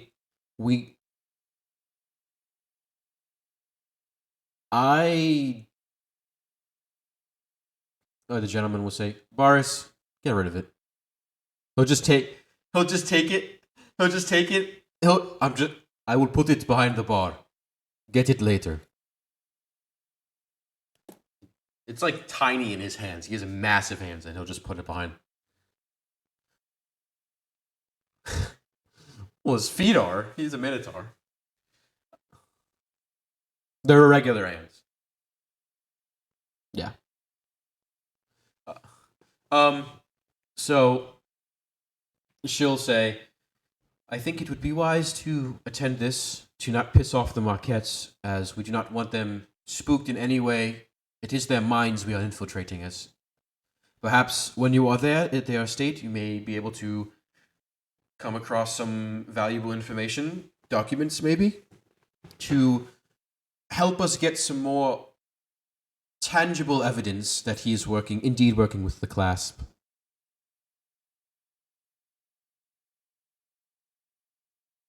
Well, I was going to say we would all go. By all I mean Sereth, you, and I, in disguises. Infiltrate this ball, find out, rub shoulders with the upper elite, see what's going on. I think it may be best for you two to not go.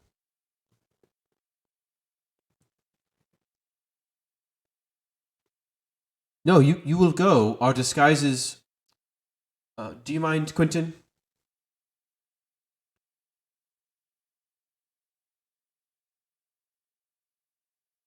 Correct. Do you mind, Mr. Regal? Sure. If we can talk and walk. He'll lead you. So yeah, he'll lead you to the back room, that more private room, and he will say, we have state-of-the-art disguises, or ways of generating disguises that can disguise even the, farthest, even the farthest races from standard human race. And we have our skilled artist to do so. He will, of course, be here later. This was an impromptu meeting, but in preparation for your rendezvous at this gala, we will make sure you're kitted out fully with some equipment that may help you and some disguises that will make your ability to blend in not only possible but easy. Of course, as a favor, because we are temporarily aligned, consider it free.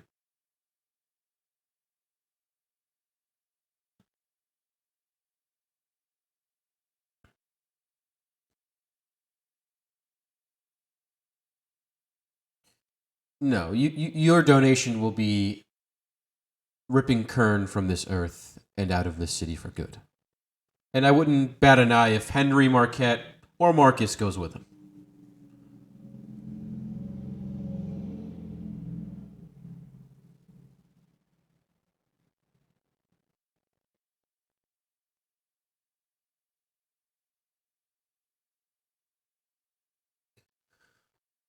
Well, I think in your preparation you should go alone.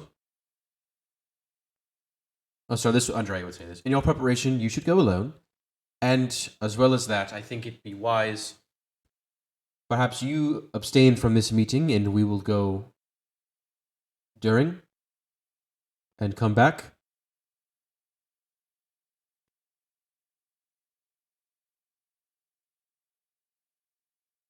Trust me, with our help from the... No, the gala starts at 8.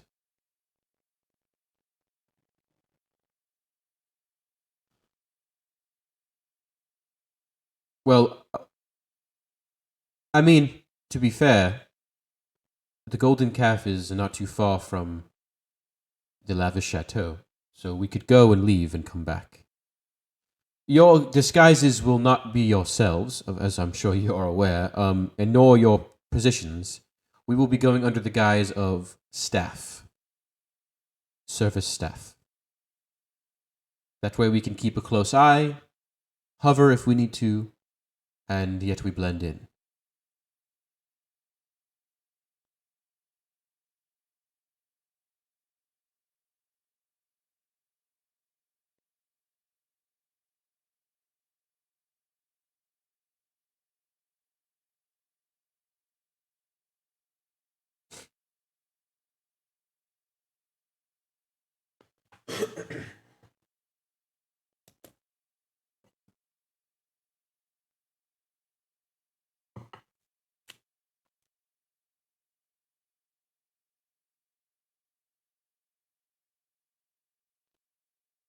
Oh, you misunderstood. I apologize.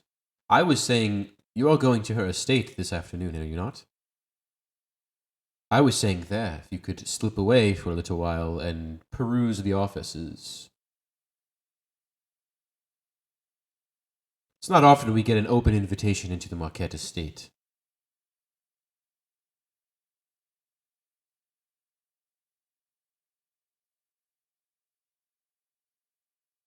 While I don't advise drinking on the job, it would seem that some of us may benefit from a bonus to stealth.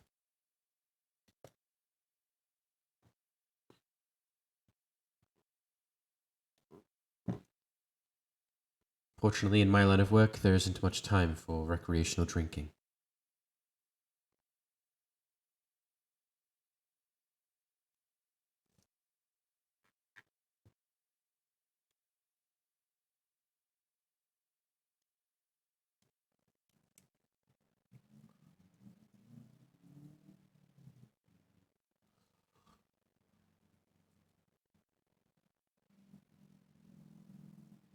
Yes, you did.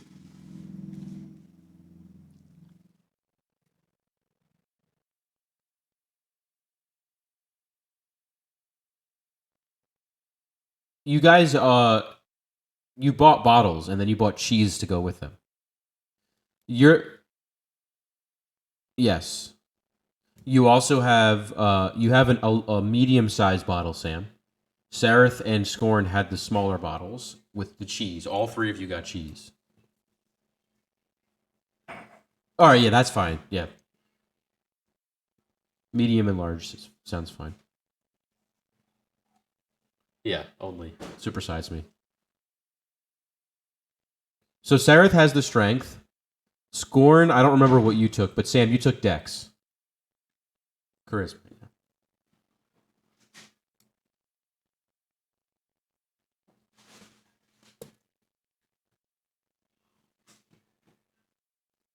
Mm-hmm. It was a hard cheese, and it's good for about, like she said, a week and a half in game. Hello?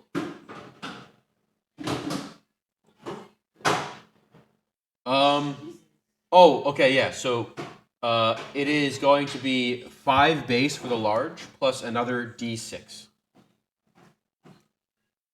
It is starting at 2 plus a D6.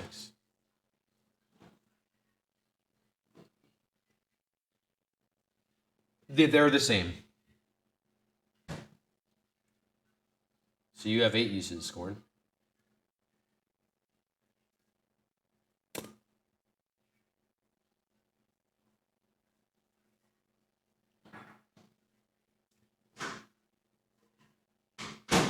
Okay. So make your con save with advantage with the cheese. Yep, you're good. So for the next D8 or 8 hours, excuse me, you have a bonus to your dex. It's a D4, I believe, or no, the large I think was D6. What? And with that, we will take our 5-minute bio break, even though Connor just got here, and we will pick up after that. So 5-minute break, and we'll be back. 8:05.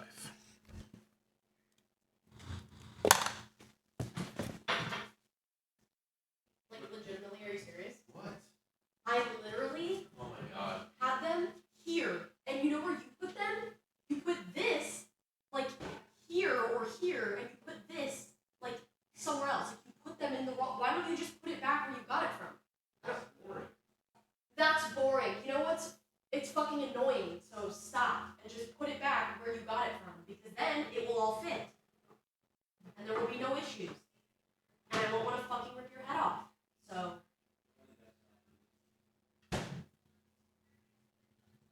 I'm gonna be fucking sassy. I'm so funny. You're not funny at work.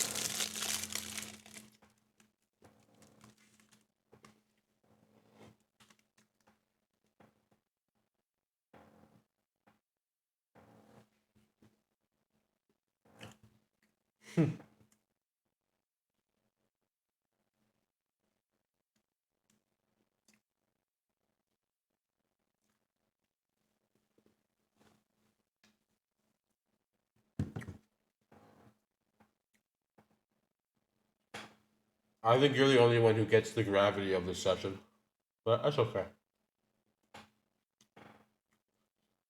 I think I think if Connor was here for the whole thing, he would get it, but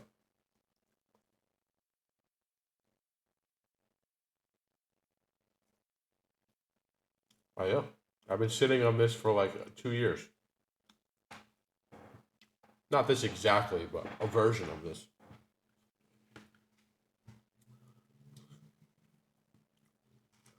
You've been fighting the same enemy for a long time, my friend.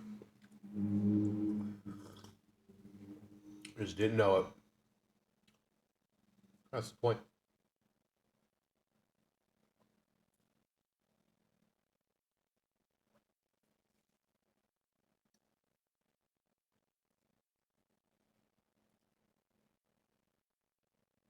That was really I don't even like that is the one of the first things that's happened. I don't even know what gave you how did you even index into that part of your brain? Like it doesn't even make any sense. What did I say that triggered the Dark Brotherhood? I thought I was pretty good about it.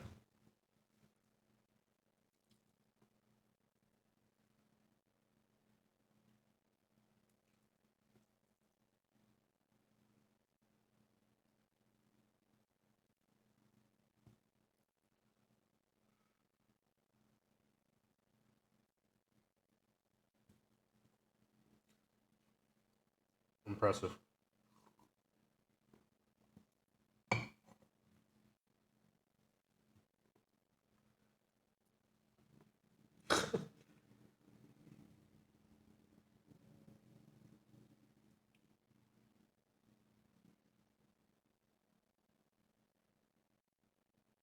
Yeah, Montreal was there waiting for the succubus. That's why he got the message in the book. And he didn't know that it was stolen. I don't know. Yeah. Anyway. He was there waiting for the succubus, but instead got you guys. And the best part is, I knew to throw you off, I knew you would go to a leather store, so I named one Leather O'Plenty. I knew you would go there.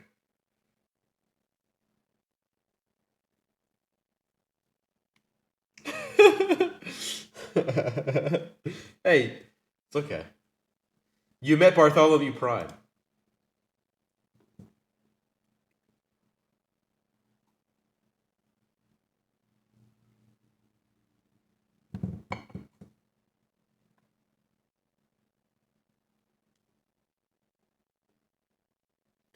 Anyway, we shall pick up in this a meeting. Okay. So you guys have just been told what you have to do. Andrea will say, "Well, I suppose I just gave you a lot of information. I'll let you sit on it. Let's say we rendezvous here before you leave, Scorn. Let's call it 5:30. You're not too far from the Marquette estate anyway."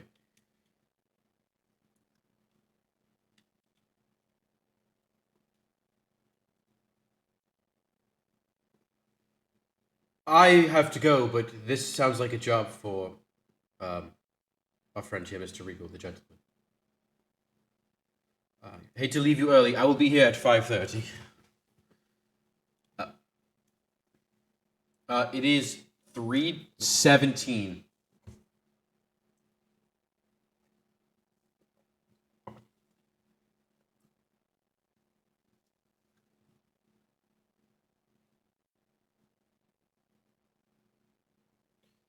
I try. This business. Have you met? Hold on. Have you met the Ruby of the Night at all?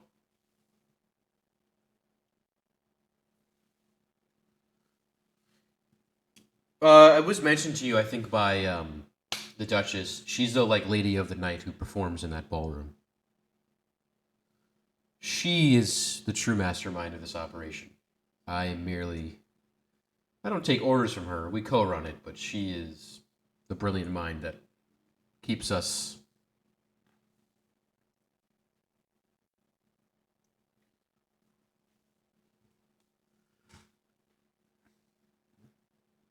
It's been a rough couple of months with things going on and getting worse. Yes. Well, let's see about patching you up. Marianne, will you go fetch what do I need?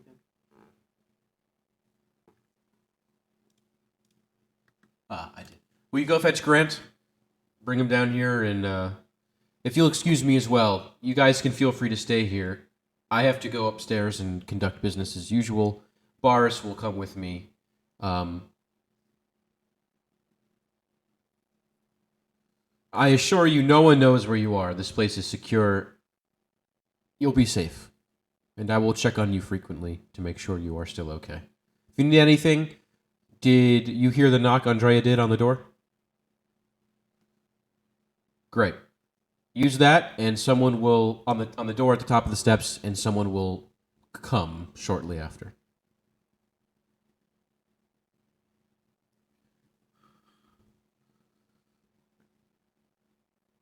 Well,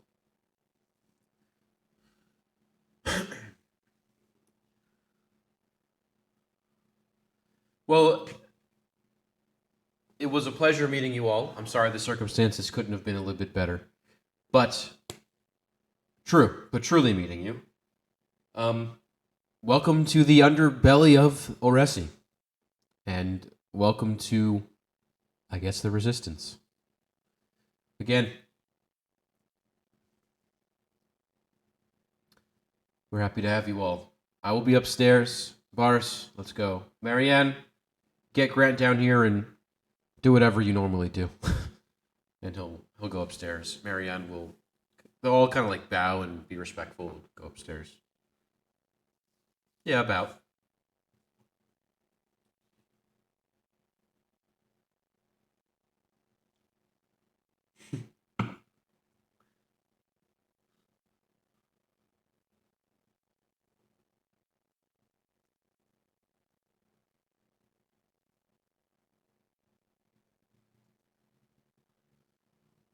No, she said everybody rendezvous to get disguises.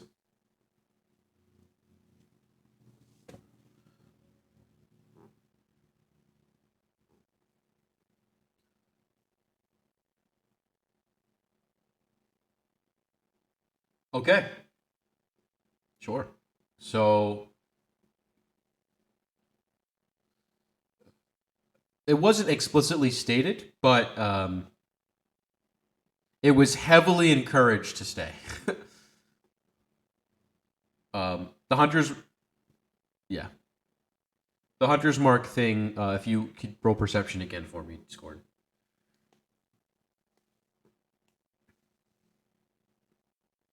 Does not seem to be anywhere in your vicinity. Okay. So why don't you roll me a couple of rolls? Roll me 2 rolls here. The first being a straight intelligence check. Okay. Let's see it. Okay. It's actually I did one of those reverse DCs or lowers better.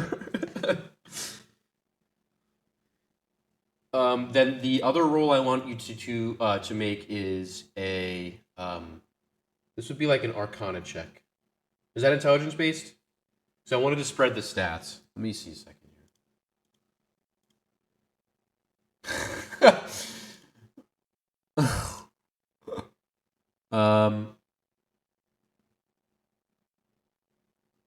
History. Do history. That's the one I was going to choose next.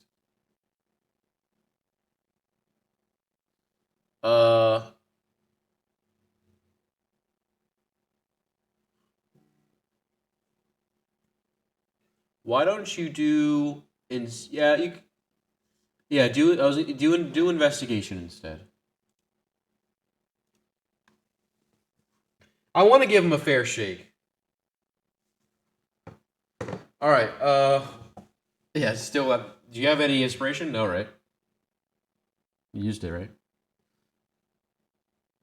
Hmm. Okay. Unfortunately, you are unable to ascertain its magical nature. However, you do definitely know it has a strong magical leaning towards more darker magic. Yeah, it's red.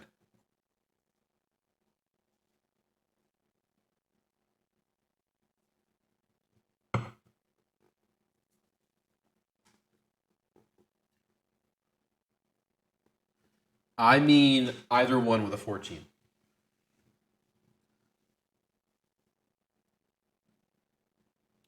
Every villain is lemons.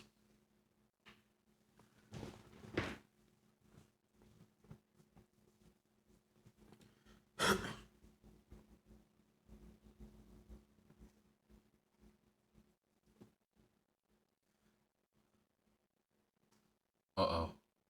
A void forms. Black hole. uh,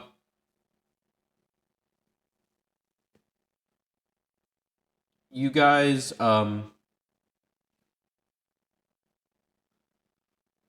after a couple of minutes pass, Grant will come down the stairs.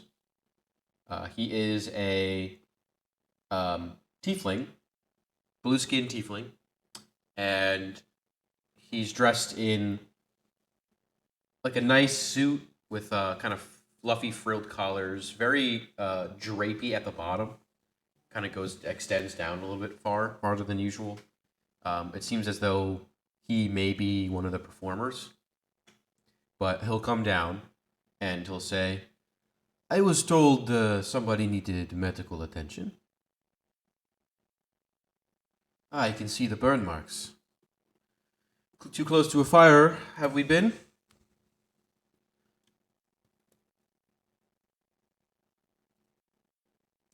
It seems so. So he will bandage you for. Let's see, what did I have on here? He'll basically just do a lay on hands for you. No.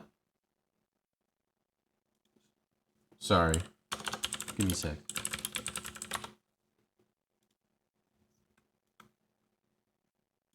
Okay.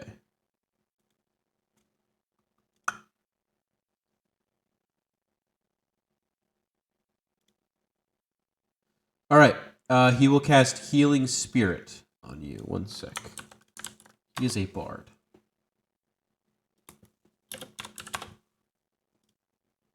All right. So maybe you haven't gone to the professor. All right. He'll cast it at level 5 for you, and give you 1, 2, 4d. No, 5d6.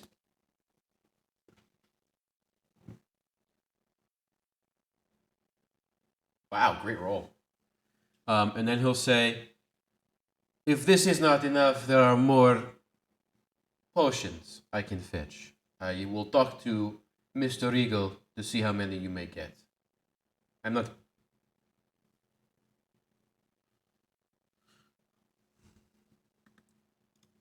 "Not a problem, my friend, and stay away from the fire.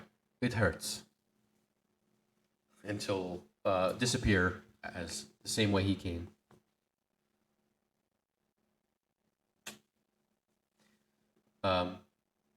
Maybe to come back later with healing potions, but nonetheless, you guys have some time to kill. If you want to do anything or fast forward, let me know. I think in character, I think in character you do have a lot to discuss, but okay. We'll say Grant comes back and gives you a standard potion of healing. It 2d4 plus 2.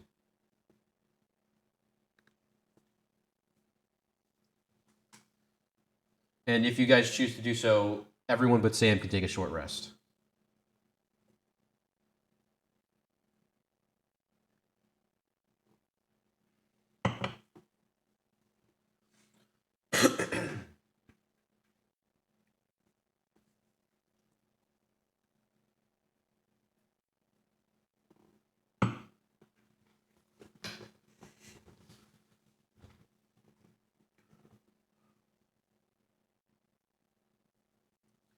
All right, so do we want to skip through forward a little bit here, or what? Up to you guys. Nice.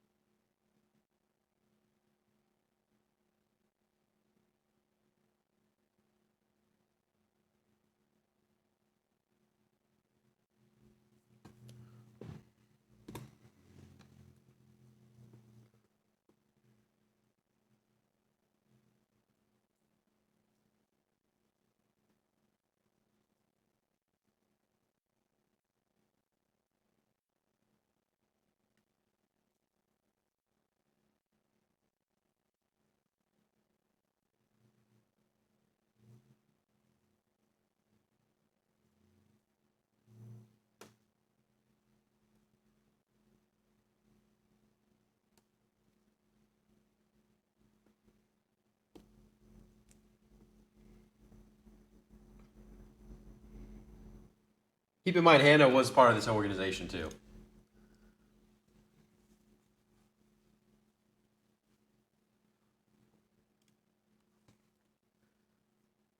She had to keep up her guys.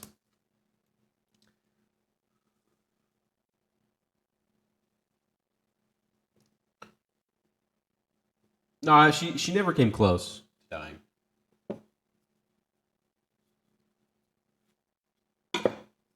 She didn't know you guys yet. Feel you out. She did save you that one time though. Anyway.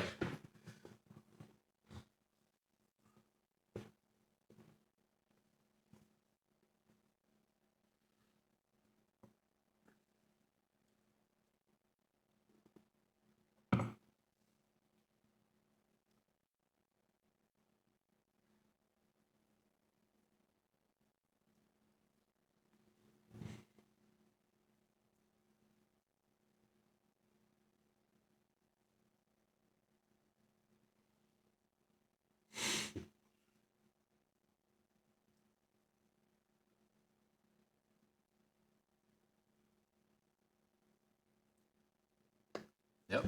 That was a strategic move, unbeknownst to Arthur. It really was. That's why I was shocked it happened the first day you fucking came to the city. All right, so 5:30 rolls around, and Andrea returns, and this time just Marianne returns.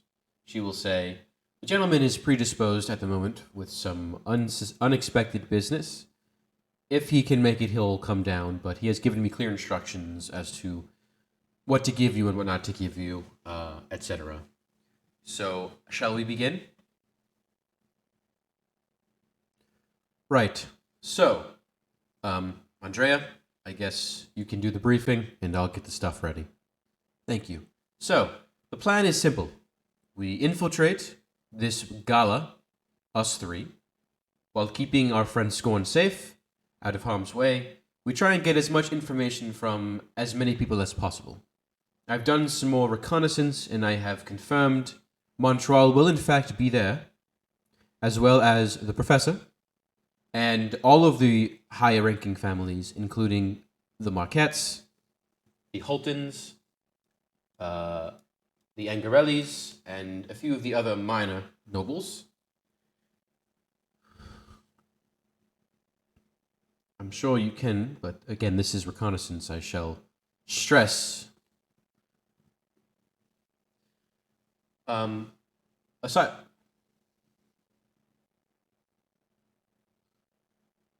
Montreal has not seen your face. He only saw Saret's.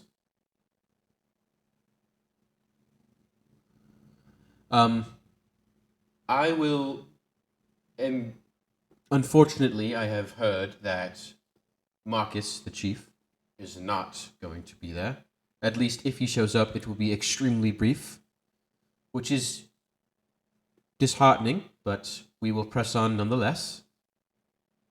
Other than that, the goal is to get information. And for you, Scorn, if while you are at the Marquette estate, if you can get any tangible evidence as to the business operations that Henry and his wife conduct, whether it be with the clasp or anything, invoice sheets, just grab what you can, covertly, and we will pick them up when we rendezvous again at the Lavish Chateau.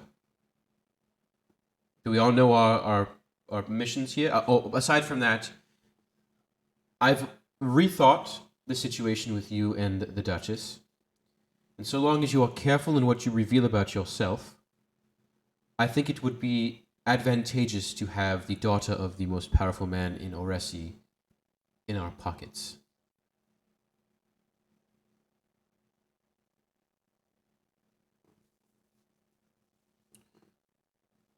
That as well. While it may warrant some unwanted attention, I think what we gain in intel, hopefully, will make that the new gaze is worth it. So I invite you to lay it on thick, as it is put, with Miss Marquette, and try and get as close as you can, maybe even back to their estate, if possible, to do so.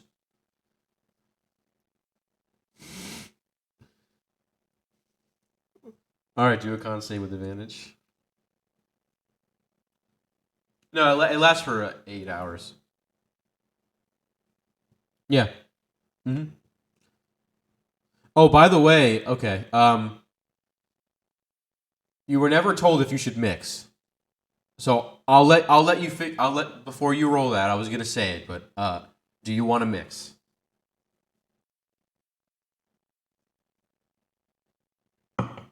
Oh, they have no idea about Ironberry, really. Oh, I guess the gentleman would, but he's not there.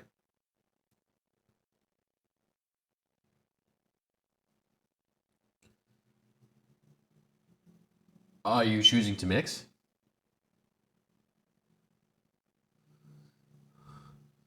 Yes, but there may be adverse effects that roll does not prevent. Okay. You get blood clots if you're a woman under the age of 50. Okay. All right. So she says, again, everyone involved, I want to stress the importance of this mission and the importance of not making it about ourselves and instead about the bigger picture here. And as far as this meeting at the Golden Calf is concerned, it will still go on. Sereth, Sam, and I will leave the party. I will leave my associate there to keep an eye on you, Scorn. You have not met him. Or maybe you have. Sideburns? Mutton chops? Sound familiar? He was at the library as well. He's very short, yes. Though he doesn't like to admit it. Scorn, you saw this guy. That's the guy you interacted with at the bookshelf.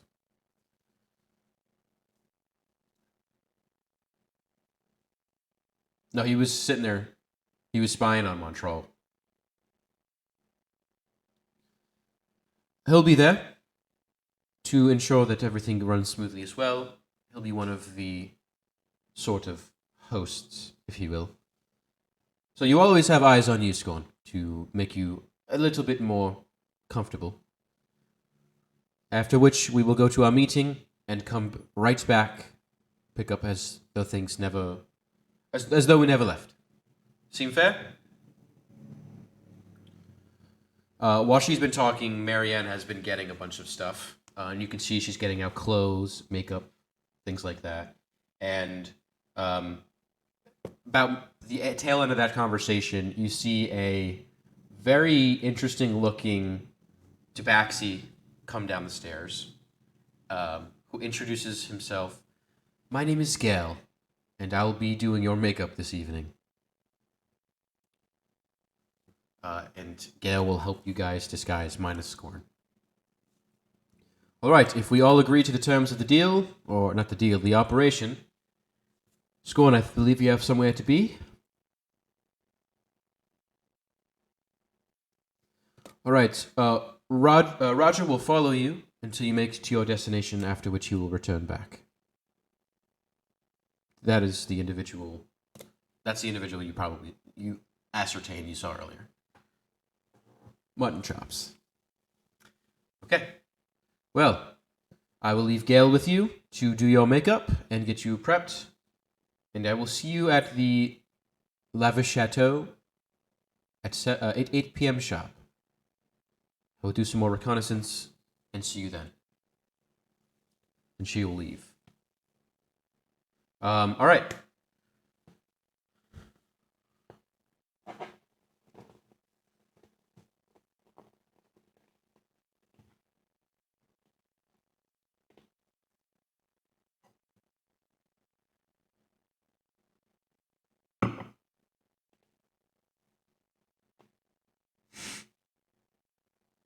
Get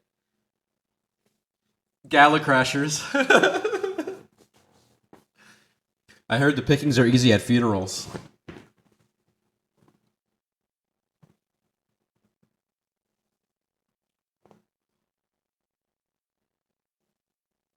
All right, so you're leaving now, right, Scorn? Okay. They have spare clothes and whatnot. And Gail can touch up your makeup. Oh, yeah. Well, he doesn't have his clothes with him. She has them. An error occurred. Interesting.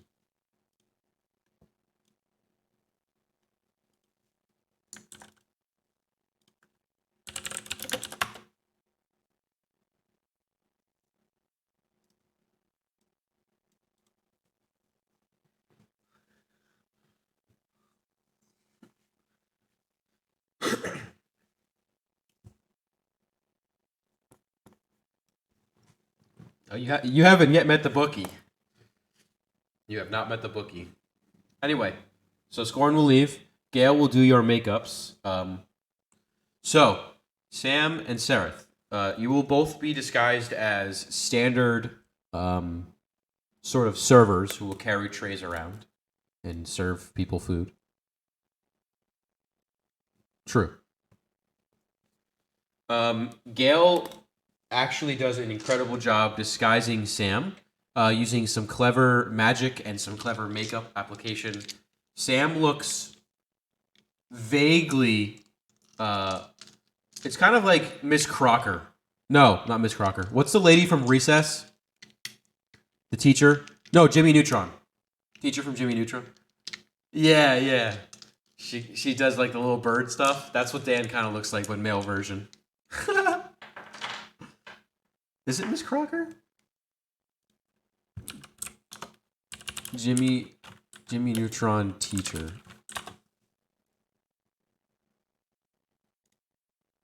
No, Miss Fowl.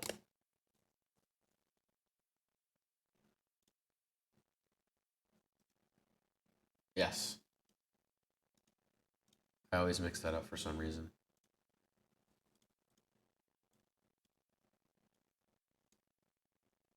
This is what Sam kind of looks like. Okay. There you go. So, you guys are all prepped and ready. Scorn, you... Scorn, you make your way over to the Marquette Estate. You arrive at the outside of a massive compound. The front is gated. There is a large lawn with multiple fountains and hedges. There is the architecture is beautiful, and the landscaping is bar none the best you've seen in the city. Which makes sense because her mother does most of it. Not herself, obviously, but designs it, as she had told you. You can see a very beautiful sort of, it's like a Roman-esque design estate with the beautiful columns in the front, a massive patio. You can see the building, there are 3 buildings on this lawn. One seems to be the main building, the other seems to be a sort of guest house of some kind, and the other you would presume to be where the servants stay. All decreasing in size as you go down the line. There are guard who stand at this gate with German Shepherd dogs. that sort of sit there. Behind that, though, the gate is currently open, but and then you see this lawn. Um, as you get closer, they'll kind of keep the dogs at bay, and the two guards will sort of stop you maybe 20, 30 feet from the gate, the front of the gate. May I help you?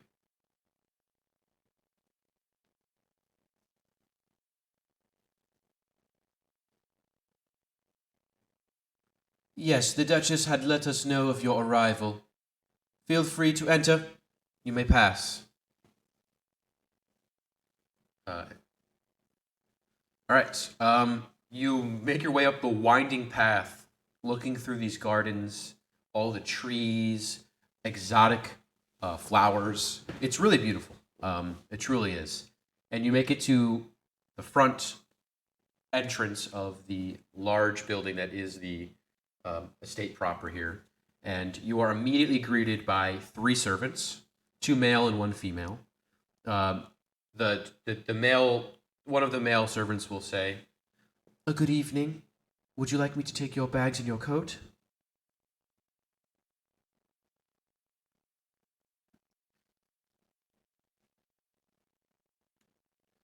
We'll put them in the coat closet and storage closet to be retrieved when you return here later this evening. Uh, One of them will take the coat, and the other one will take the bag or your bags and leave. Um, they go inside the house. You're still outside, though the female will say, "The Duchess has set up a place for you to change and get ready, as well as some appetizers. Would you like to follow me?" She will lead you through the front here, this beautiful foyer with this chandelier that's. The ceilings here are super tall, like 15, 16 feet. Huge. Chandelier hangs low here, beautiful carpets on either side of the foyer. There are little tables with busts and statues and vases and things like that. All look old and very, very expensive. She'll lead you left to sort of diverges from the center of the house. She'll lead you left past a guest room on the left, like not like a bedroom, but a meeting room or something like that, an office, and then eventually to a staircase and upstairs on the second floor, where you see another grand sort of landing area, and eventually she'll lead you into a what looks like some sort of changing room. There's like a bathroom attached to it, like a vanity there too. Beautiful tub. It's not like a room for sleeping. It's literally like a room to get ready, like just a random on a random part of the floor. And there you see on one of the tables in there a whole like charcuterie board with wine, grapes, bunch of stuff. We will fetch your clothes in a second. Feel free to get comfortable. We'll send Hubert in here shortly, and the Duchess after him. Is there anything I can get you that isn't here to make your stay a little bit nicer?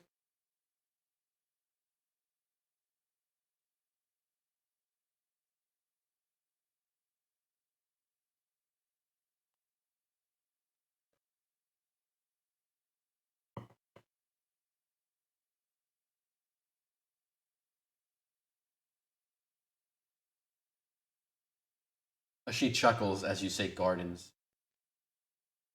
My dear, you are in the estate of Abigail Marquette.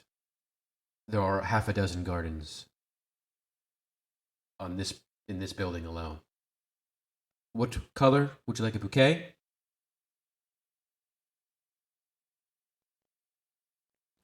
I will do my best and bring it to you as soon as I can. Is there anything else in the meantime? Enjoy your stay. Be with you shortly. She will leave. The candelabra starts singing. Be our best, be our guest. Yeah, you are free to peruse if you'd like. It's a mimic candelabra.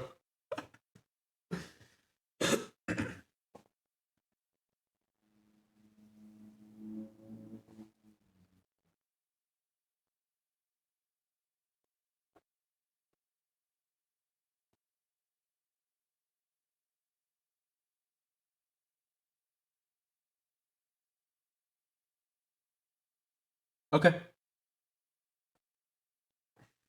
Make an investigation check. Or perception, excuse me. Okay. Perusing around the floor, the wing you're in, really, of this building, you gather very quickly that this area is mostly used for things of this nature, getting ready for events or having multiple people over getting ready.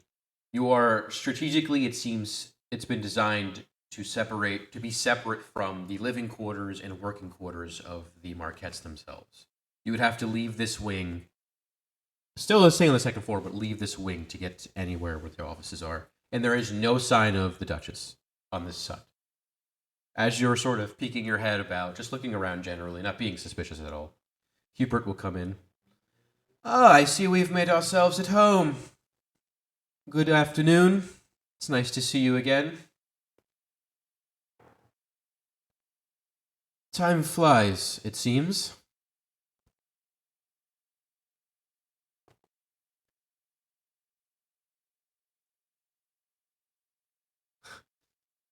Very funny. Well, I see you've picked at the charcuterie board. Is there anything that I can get you? I have your suit with me, if you will, and he'll snap, and servants will bring in like a clothing rack and just things sway, and so wheel it in. Is there anything I can get you before you change?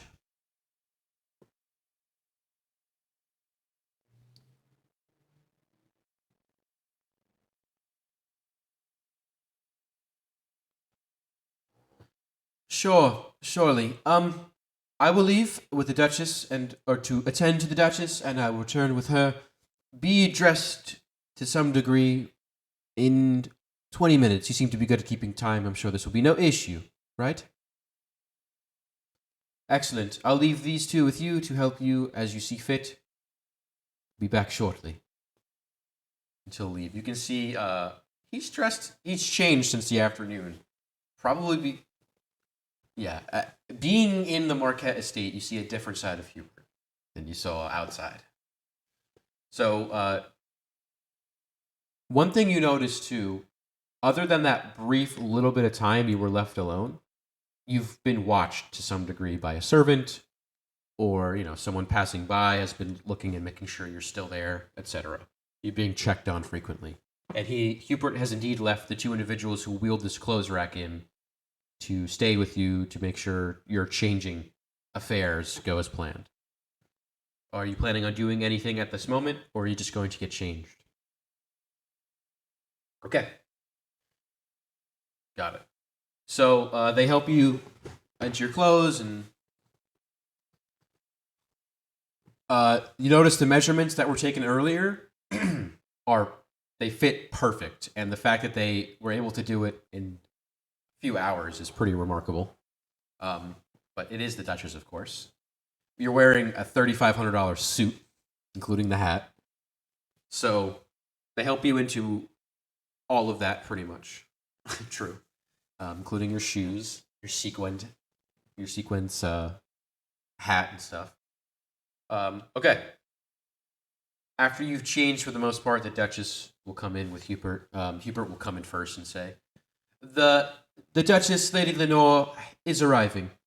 And you see the servants kind of get all like, Oh, I forgot to mention. Yes, you were eventually brought your bouquet.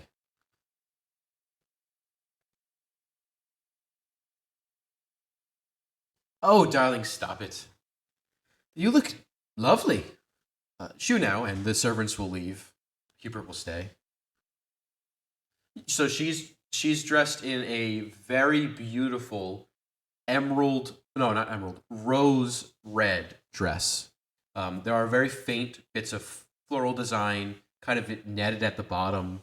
Her hair is pulled up into a tight bun. She hasn't quite finished the makeup, but she's getting there. She looks stunning, like a 9 out of 10 at least.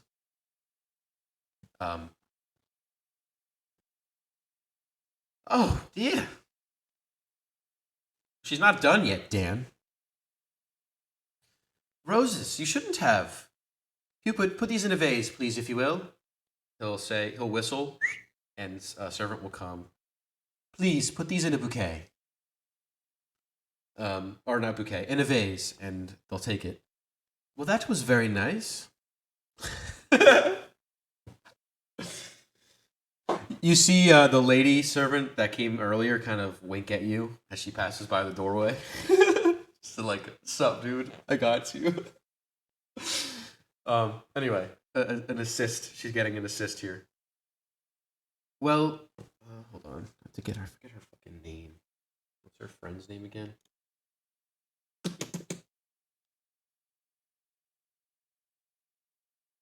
Hold on. I have it in here. Justine. Justine will be here in a few. She will get ready with me and we will head over together. However, I wanted to check on you, and I have to say, at first I thought this suit was a bit outlandish, but you wear the color green well. I could do without the sequins and the sparkles, but green may be your color.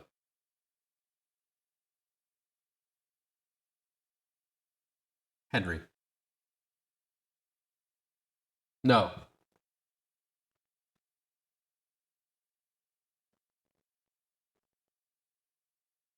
Yeah, hold on. Jeffrey. That's what it was.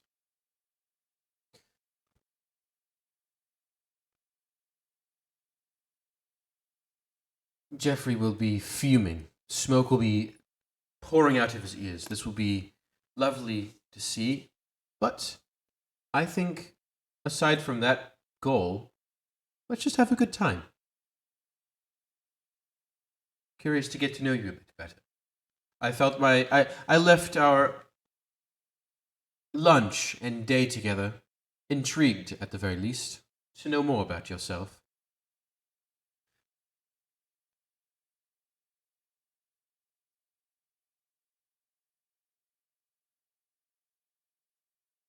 She'll pick up a glass of wine, shall we? And she'll like kind of raise it for a cheer. Can't save. No, I'm kidding. She'll drink it and put it down. Well, I will finish getting ready.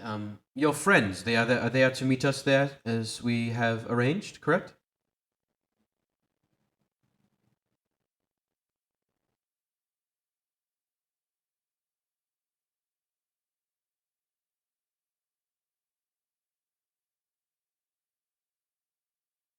Well, they will be missed, but a great honor it is for them to have relieved you of your duties to enjoy this night, and I appreciate the extension in their absence. But do inform them when you see Amanda and what's your name, Sam? Amanda. Amanda and please inform Amanda and Martin that they will surely be missed.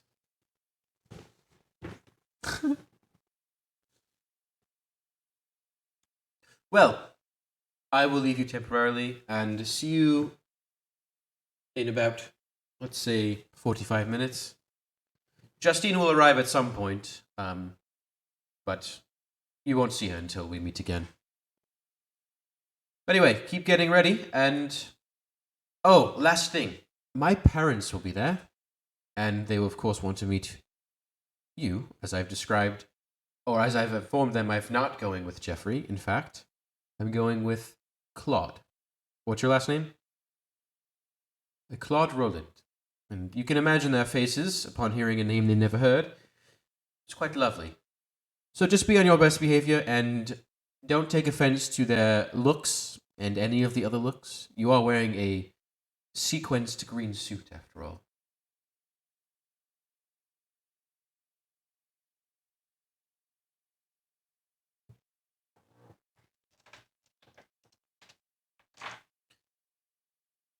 We shall see, won't we?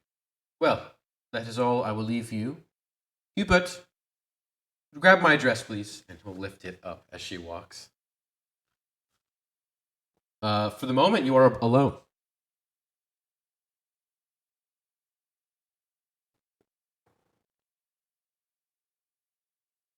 Okay. On this floor, nothing glows. or within 60 feet at least.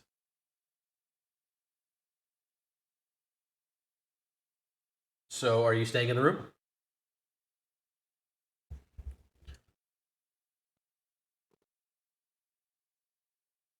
It hasn't been explicitly stated, but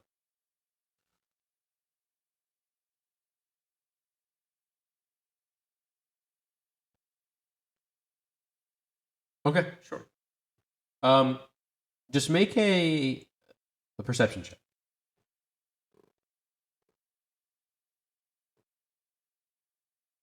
All right, so roll stealth as well if you are trying to stealth.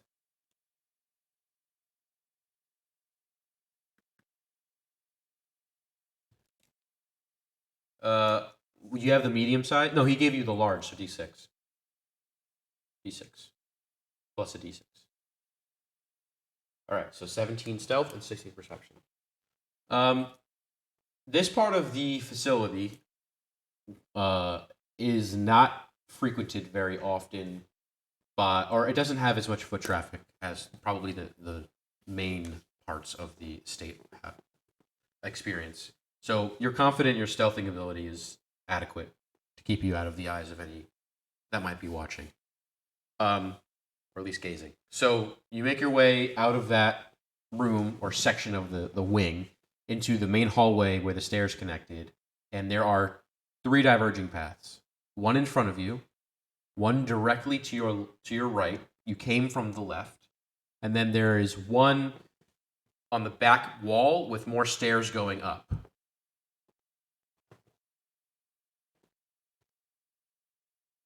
So if you just walk up the stairs on the on that floor, right, and you're facing having walked up the stairs, the path to the left is where you just came. That's the wing where you were at. There's one to your right.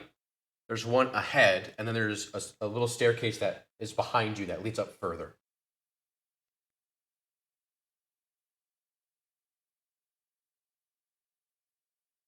Yeah. Okay. Going right, you start to hear more like loud chatter and talking. You hear 2 ladies' voices, match roughly Justine and Lenore, as well as Hubert occasionally jutting in.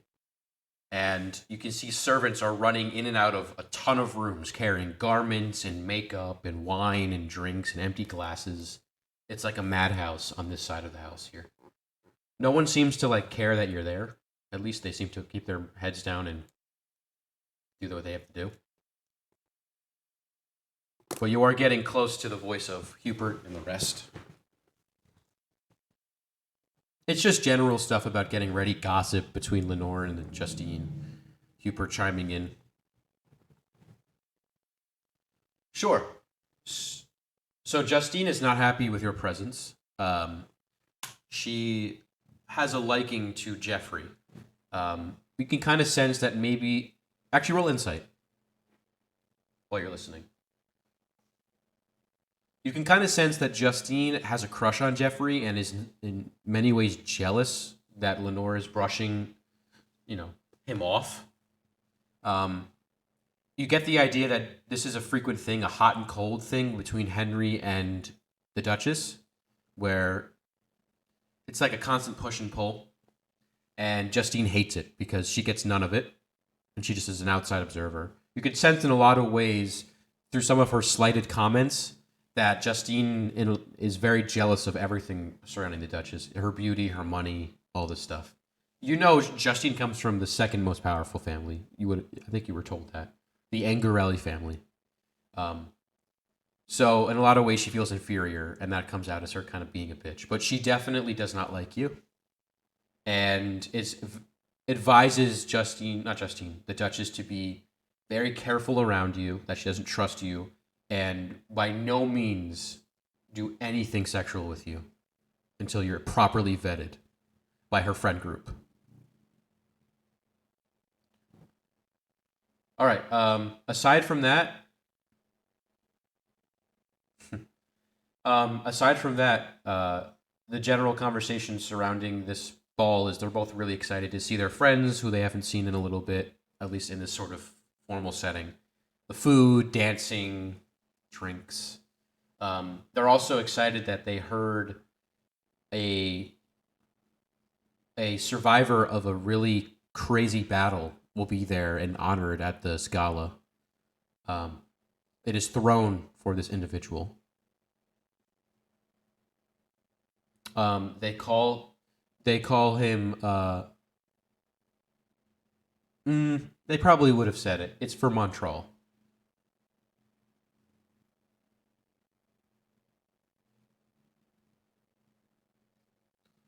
Okay, and the last thing you would have heard is Abigail, who is the head of the Nobles Club.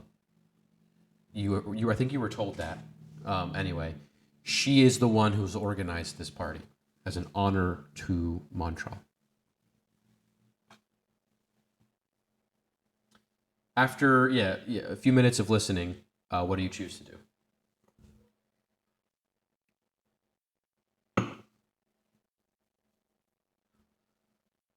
Okay.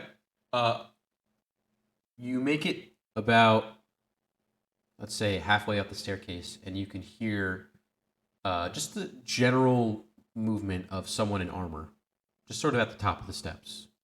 They don't see you because it kind of winds up and around, if that makes sense.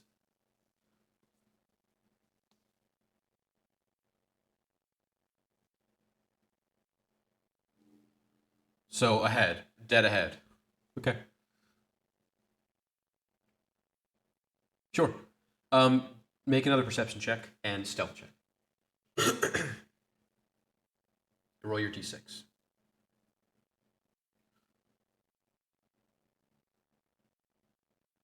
Okay.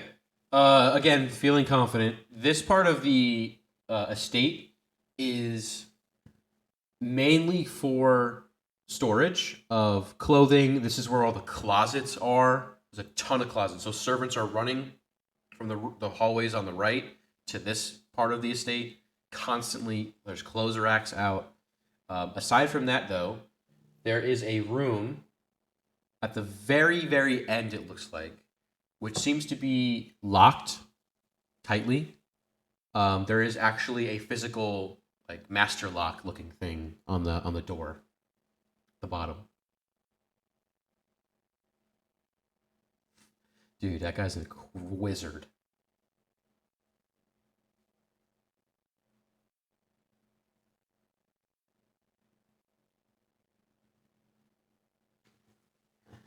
As you're perusing this hallway, you hear one of the servants say, "Excuse me, are you lost?" Oh, and what's your name? Oh, right, the Duchess.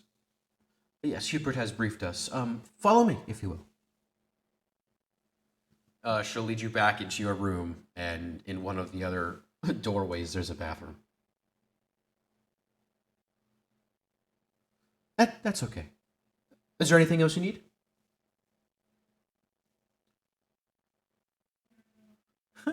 Oh, that's right here. We actually grow that.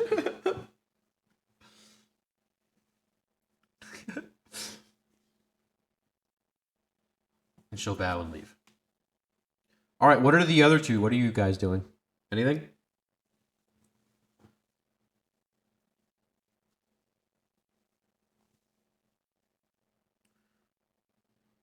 Well, you're getting your makeup done, so if you want to talk to Gale about anything and ask him about stuff, you can. He's a tabaxi. Flamboyant tabaxi.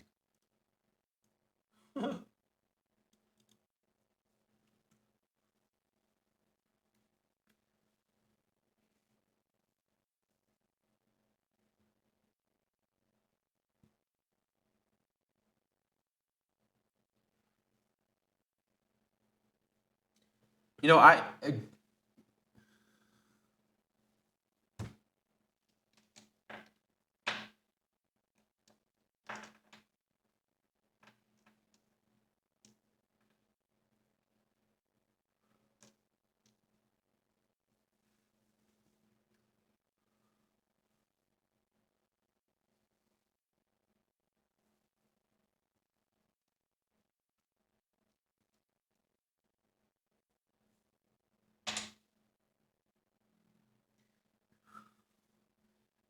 Gale will say, I dated a lawyer a little while ago. He hasn't returned the key either. Maybe I should call this lock-picking lawyer to design me a lock. What do you think?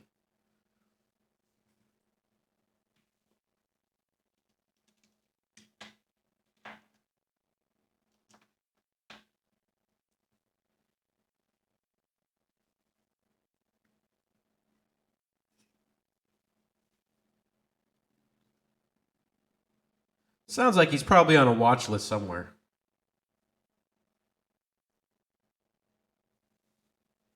They call white hats. They call them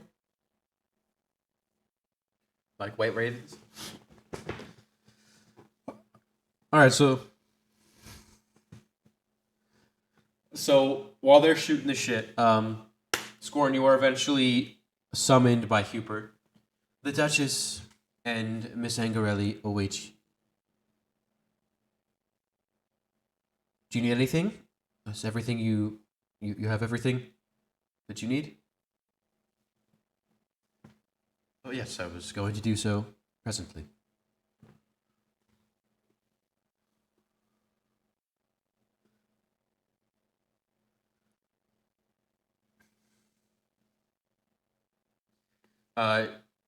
He will lead you down the stairs you came from into the foyer where the Duchess, who now is a 10 out of 10, and Justine await. The Duchess will greet you, kind of grab the hand like this and expect you to kiss it. Justine will step forward and do the same as formal. You can see Justine is wearing a blue dress. It looks very similar to the Duchess, but blue. It's like subtle enough to be like not blatant copying, but it's like you could tell. It's not hard to.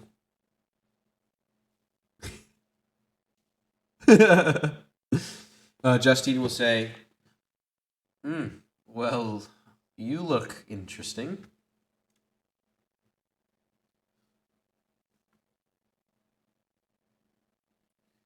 It's a lot. Yes, Justine. It's supposed to be a lot. That's the point of it. What do you think? And she'll stand next to you. Do we look good together? Do you want to insight her on this? Yeah. You guys look great. You'll steal the show.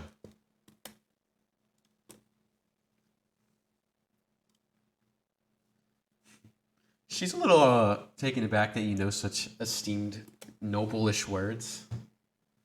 I would say we may even be in the race for best dressed. Surely Jeffrey would be fuming at that.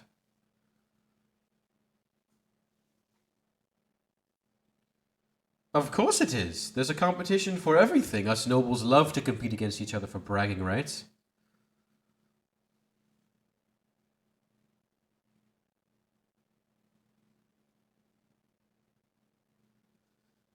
I think so too.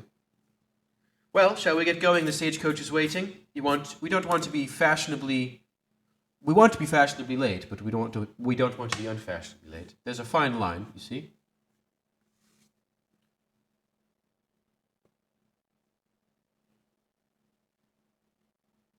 Well, you heard the man, Hubert. Is our cart ready? Yes, madam, the cart is ready. Right this way.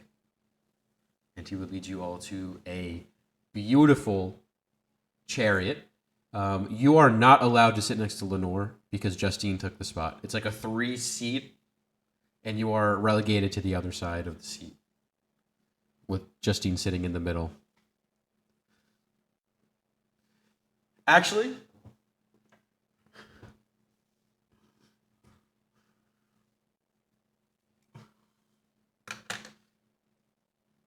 make me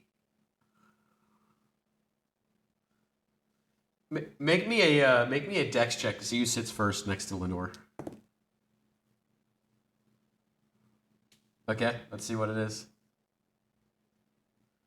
All right, she got a natural 10 plus 2, so 12. Oh, you beat her. Okay, yeah, you're good. So she goes to sit down, and immediately you sit real quick, and she just kind of scoffs at you and sits next to you.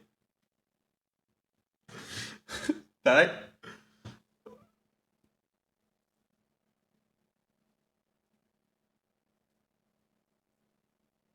Lenore? Or okay. Yeah, yeah, yeah.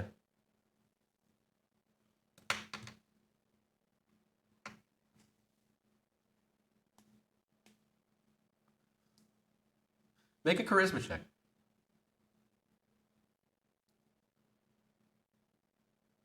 Um, you don't know how she took it, but there is a moment where you do brush her leg, and there's you feel a brief moment as well where she kind of moves her leg in response. Yeah, sort of closer to her. Um, let me roll. Justine, as soon as she sees this, and she, you can roll stealth if you'd like. Sleight of hand, I mean. Sorry. Is that it? Okay, yeah, she definitely doesn't see that. Then she definitely doesn't see that. She rolled a 16 for perception, so yeah, definitely not. Okay, so she'll sit down next to you angrily.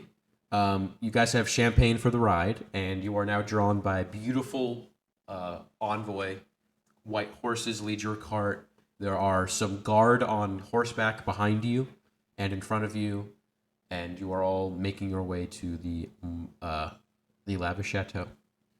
The other people, Sam and Sereth, eventually Andrea comes back. Well, you look nice, at least passable. I see Gail did a good job with you, Sam. Yeah, this should work. This should work. How does it feel? Light?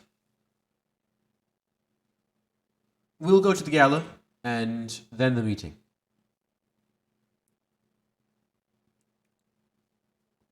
Yeah, the whole 9 yards. Gail went all out.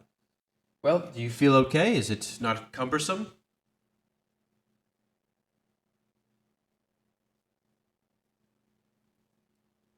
Well,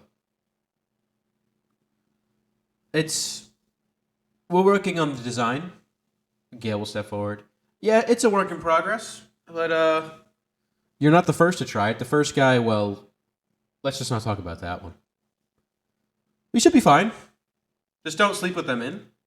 We'll be good.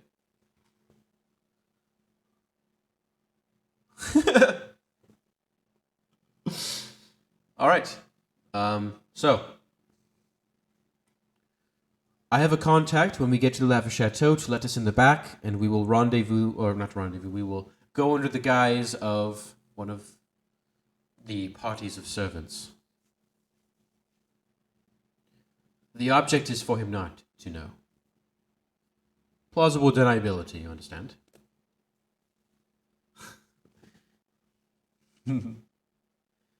um, I trust that you will have your be on your best behavior and as proper as can be. You are a servant after all. It's important to act a part, despite the attitudes of some of these royals.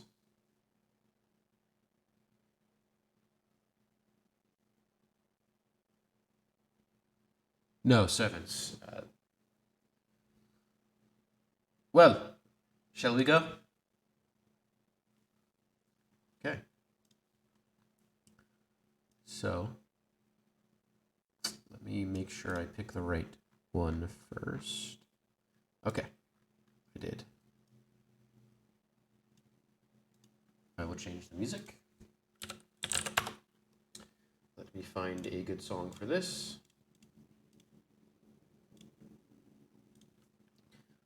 Yep.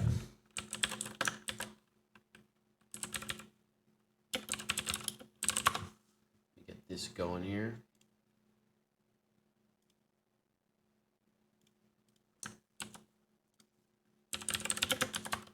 Oh, this is only one sheet, by the way. We got more sheets. Okie doke.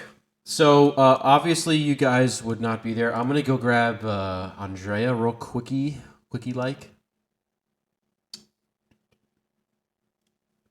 I will show you in 1 sec. It's the perfect music for this. Proud of myself. All right. So, wait, are you still on the same thing? Yeah, right. Okay. So this is Andrea.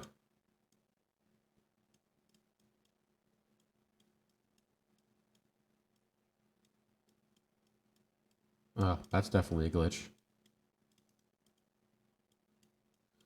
All right, so you guys.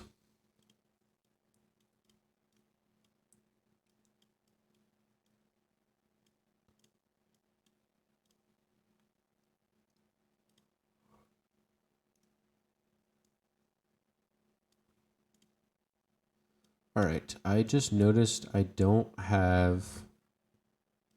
What's her face here on this page? I'll get her in a second. All right. Yeah. So you guys can be. You guys can station wherever you want to be.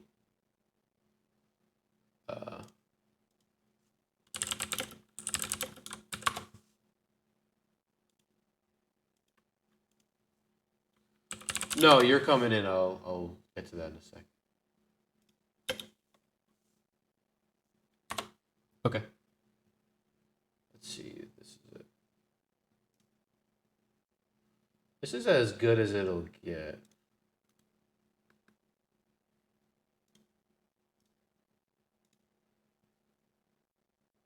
This is as close.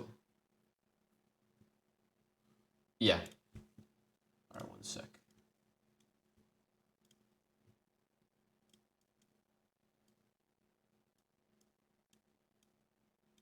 Huge. All right, this is.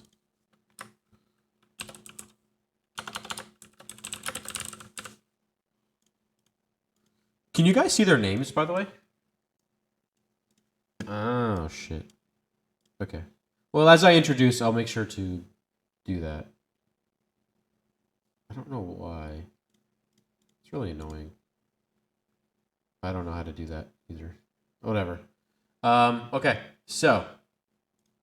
Oh, there we go. Can you see it now? Okay. Now I know how to do this. Yeah. That's who you would have arrived to. Okay, so you arrive to this beautiful, Scorn at least, to this beautiful building. It is one story, but there is this main section and then two sections that stand on the side of it, and they are connected by a hallway made entirely of glass. Beautiful. The floor here is a black and white marble checkered pattern. You were rolled in literally on this red carpet entrance, immediately handed drinks by servants, and the smell of food and wine and perfume is so strong. Probably would be here. Actually, it would be more like this. Yeah, if you'd like, yeah. So you have to move closer. Nope. Okay. And you have no idea, neither or none of you have any idea what the last guy is. Because there was a guy there, Roger, who's running around also with Andrea. All right, so you walk into this beautiful live music going on, beautiful ball, and the Duchess will turn and say, "First, I shall introduce you to the rest of my friends. So be ready for this. They are a lot." She'll walk over with Justine to this table, and she'll run up one sec. See, this time I gave everyone first and last names, Tony.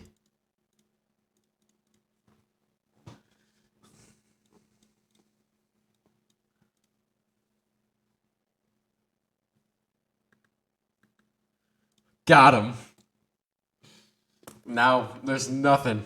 He has nothing to go off of. So she'll introduce you to three other individuals. This lady here, they look let's just say they look almost exactly how they look. This is a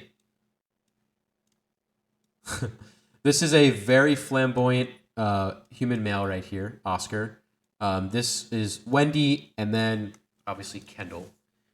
Lenore will run up and hug them, and they'll do the laugh and cheer, and they'll kiss each other on the cheeks. Oscar will say, "And who is this?" And turn to you, Scorn. This is my date, Claude Roland. Claude, say hello to everyone. This is Kendall. Wendy, that's Oscar.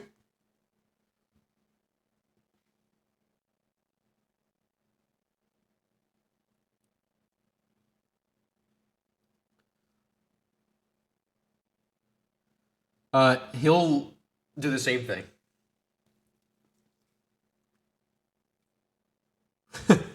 um, they all giggle as you kind of introduce yourselves. I quite like him. He smells lovely. What is that you're wearing? And she'll say, I sprayed a bit of my perfume on him before. Well, what did we miss? It's so lovely to see you. All look so lovely. What are you all doing besides Scorn?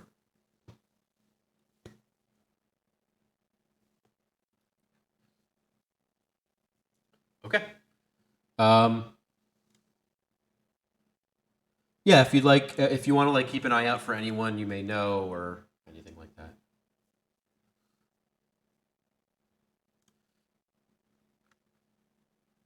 So, if you want, I'm gonna go off of the location of your token. So, uh, if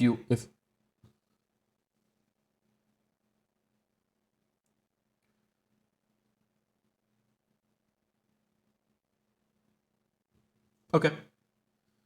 Keep in mind there are these hallways here. Truly do lead to different rooms.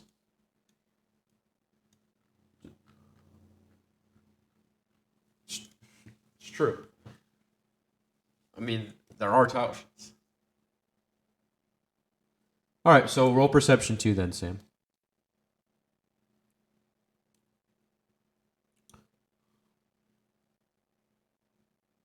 Wow. All right, so where are you located? Where's your guy? All right. So, Sareth, you here at this table here with these individuals.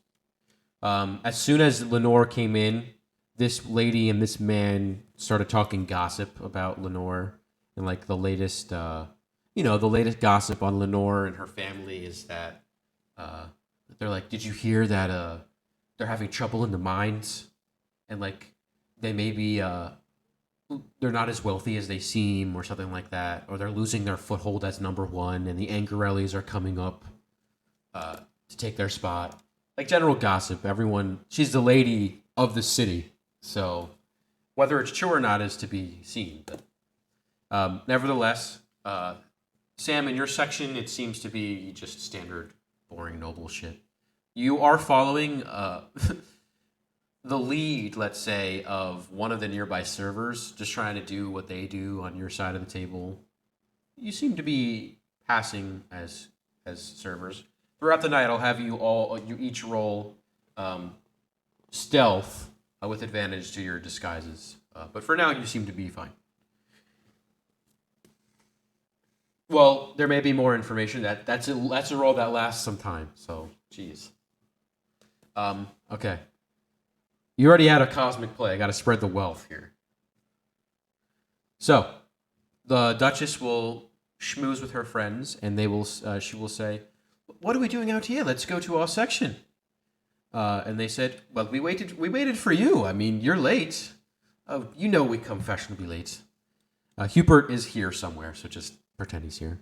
Well, shall we? And they'll lead you to the other tile sheet. Haha, Connor, suck it.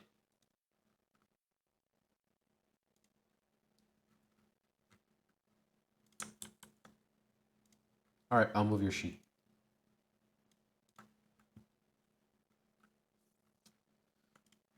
Okay. One sec, and I'll grab Sareth. Did you move yourself, Sareth, or no?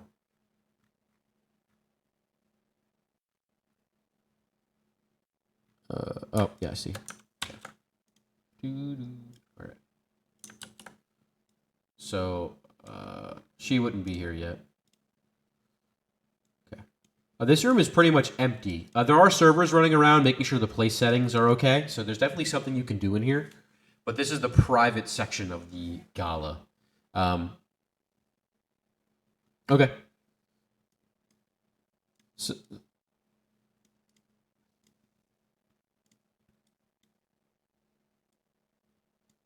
okay. So they're gonna take their seat.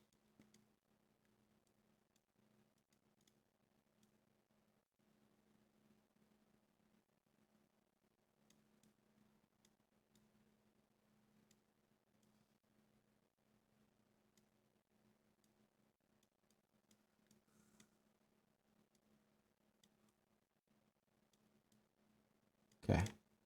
So this is sort of the position everyone took while sitting. Okay. So yeah, you guys are just shooting the shit. So do you want to interject here, Scorn, at some point and try and hijack the conversation to your favor? Right now, they're talking about Jeffrey mainly, and specifically Oscar and Kendall are like, "So what are you gonna do about Jeffrey? Like, what is he gonna do when he sees this? How are you gonna handle that? What do your parents think?"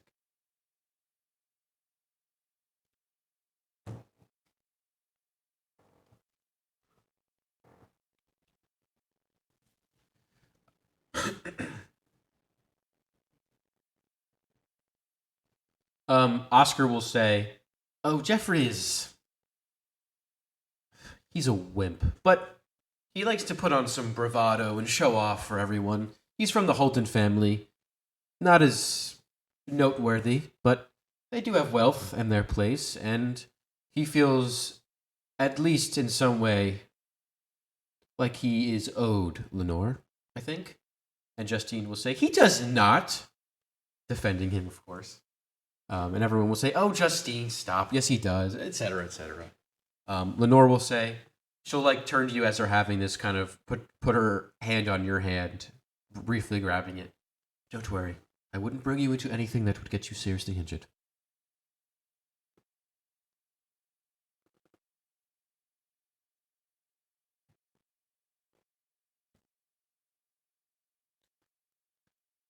One thing you notice. One thing you notice is, out of everyone you've seen in the dining room, and this one now, obviously, the only person who rivals your attire is Oscar. He's very flamboyant. He has a pink suit on, which is velvet, but not like shiny. It's just pink velvet, no sequins, and no top hat.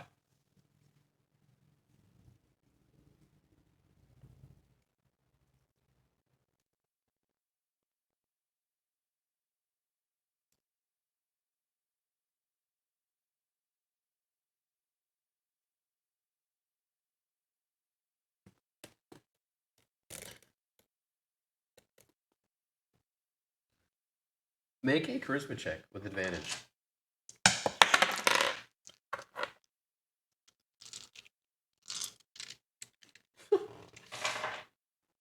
Um,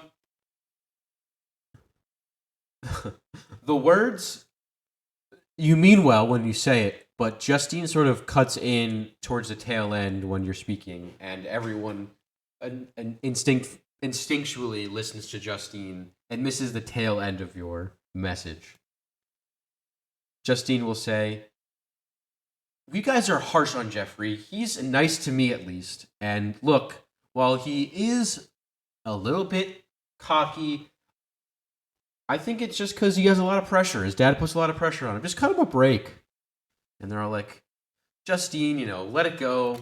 You're so typical, blah, blah, blah, blah, blah." Meantime, people are starting to funnel into here, the more esteemed guests.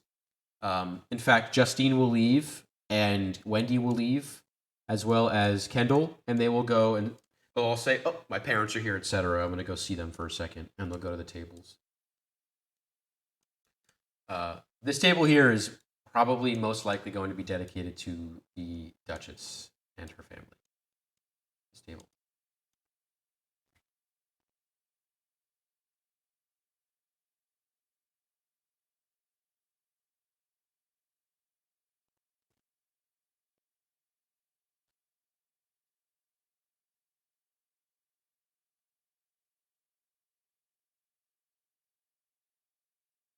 "Oh, please, I get looks worse than yours daily. This is normally what I wear. This isn't showy at all. I will say, green is your color. And you two look lovely together. But my family is a lesser family here, and I've been friends with Justine since we went to school together. And let's see, what else would I say? I mean, obviously, let's just say my personal desires don't align with the common folk here. So I stick out like a sore thumb, whether that be fashion or who I choose to lay with. I don't think you have a problem with that, right? Roll a charisma check. Here we go. Here we go. That's a good roll. That's it. He kind of smiles. And, well, how did you meet the Duchess? She kept it very brief when we talked about you, but she seems quite elated to have you by her side this evening. And you seem to be doing well, at least, with the upper nobility. They can be a little overwhelming at times, especially Justine. That's why we like her.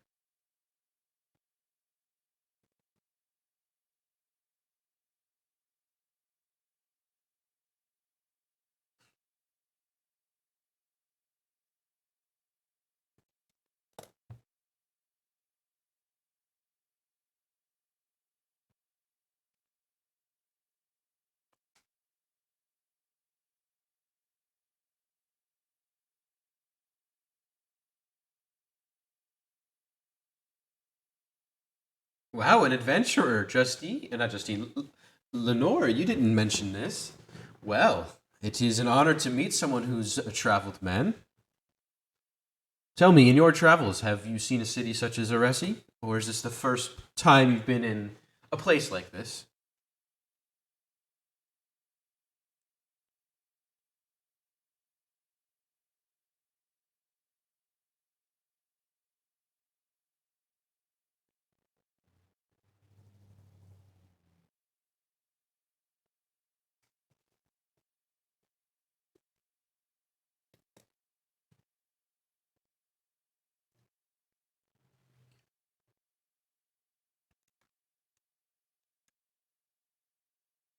I haven't been to 18 myself. The North and South don't get along, I'm sure you know, but well, it's interesting to meet somebody from the North we don't get very often. Found yourself an interesting fellow, Justine. Or not Justine. Fuck, Lenore. Oh, excuse me.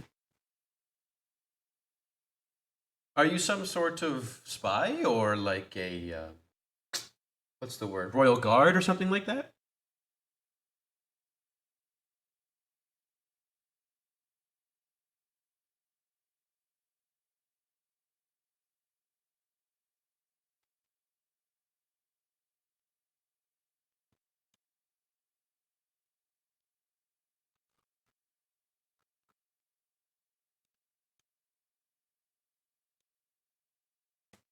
I'm yawning.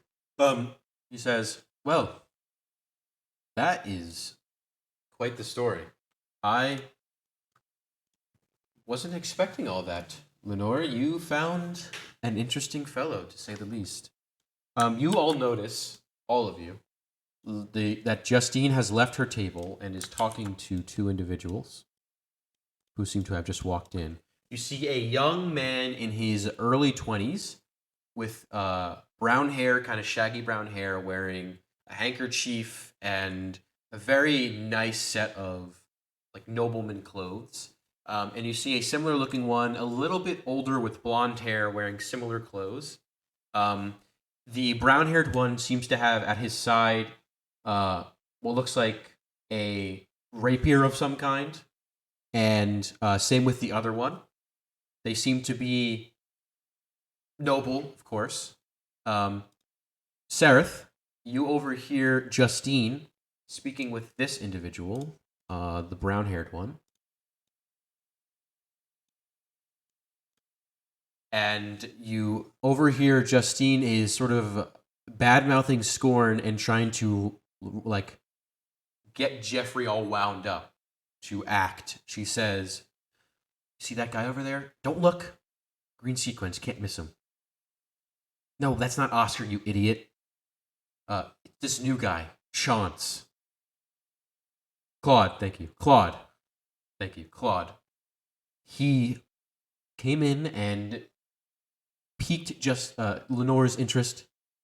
And quite frankly, I think you should just drop Lenore and go for someone who likes you. But knowing you, you won't. So I figured I'd tell you he's been bad-mouthing you all day in the Duchess's ear, talking all this negative stuff to make you seem like a monster and like you're inadequate and all this stuff. I've, of course, defended you as a loyal friend. But I think you should go over there, march over there, and show him who's the boss. Yes? I shall.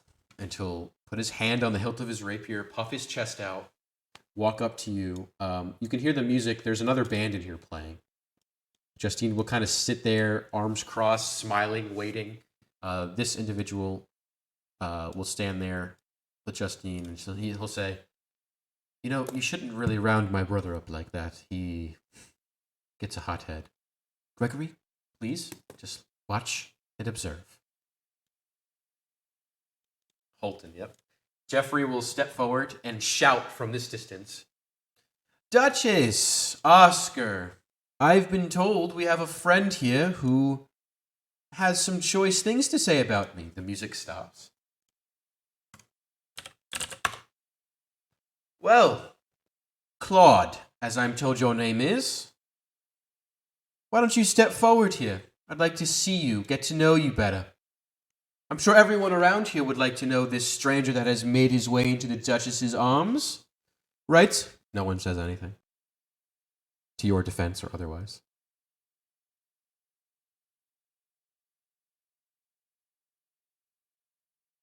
Pretty much. He's shouting, literally shouting. He's making a show of it on purpose. His hand's on the hilt of his rapier.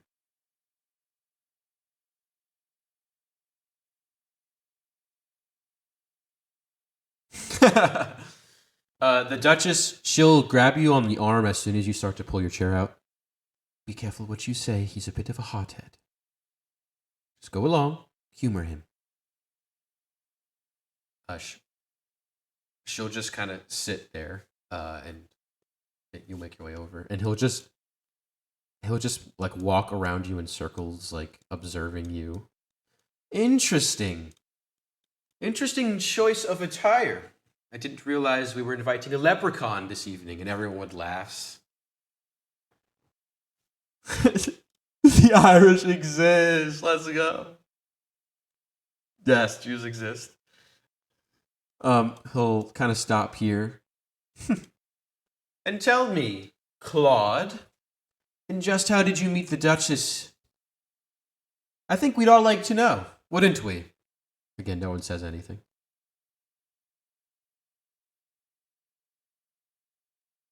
"Ah, so now I see we have somebody who's talking back and feels confident in their abilities. Is this correct? You feel like I've insulted your honor, right?"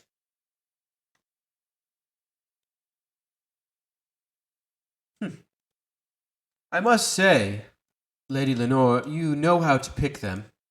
This individual is... I will say a little bit less than I expected from what I've heard from other individuals." Again, her friends are like not, they're just over here. Oscar turned and is like downing wine. You get the feeling that this kid does this quite often. And he says, as we end our session, "Well, I would personally like to see what you have stored behind those words." And he'll draw his rapier. "I challenge you to a friendly duel. Winner takes the Duchess. Loser leaves empty-handed."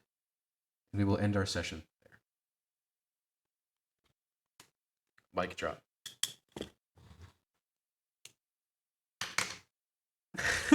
Punches him in the face. Shit. Oh, shit.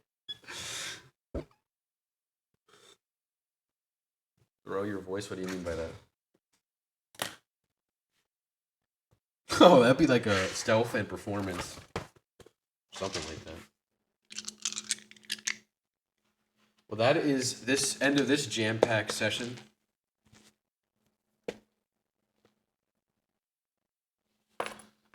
Okay, see if you can do it. Roll me performance and stuff.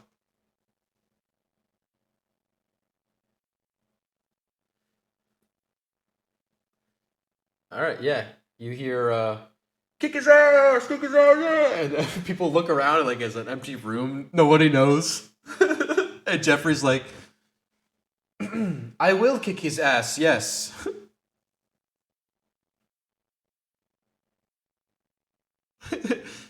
Jeffrey will use it and say,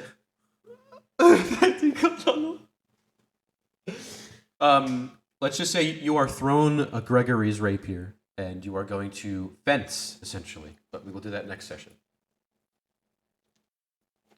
That is it, folks.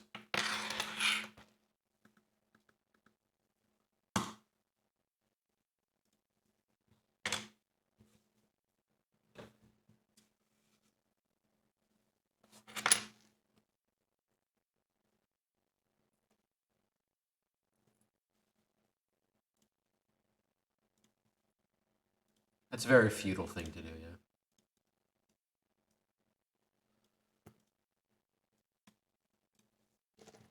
yeah.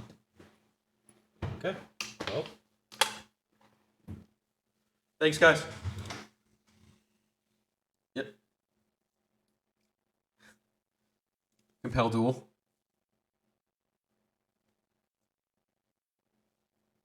Hell yeah. I loved rig fights. Sheesh. All right. Thanks for coming, Connor.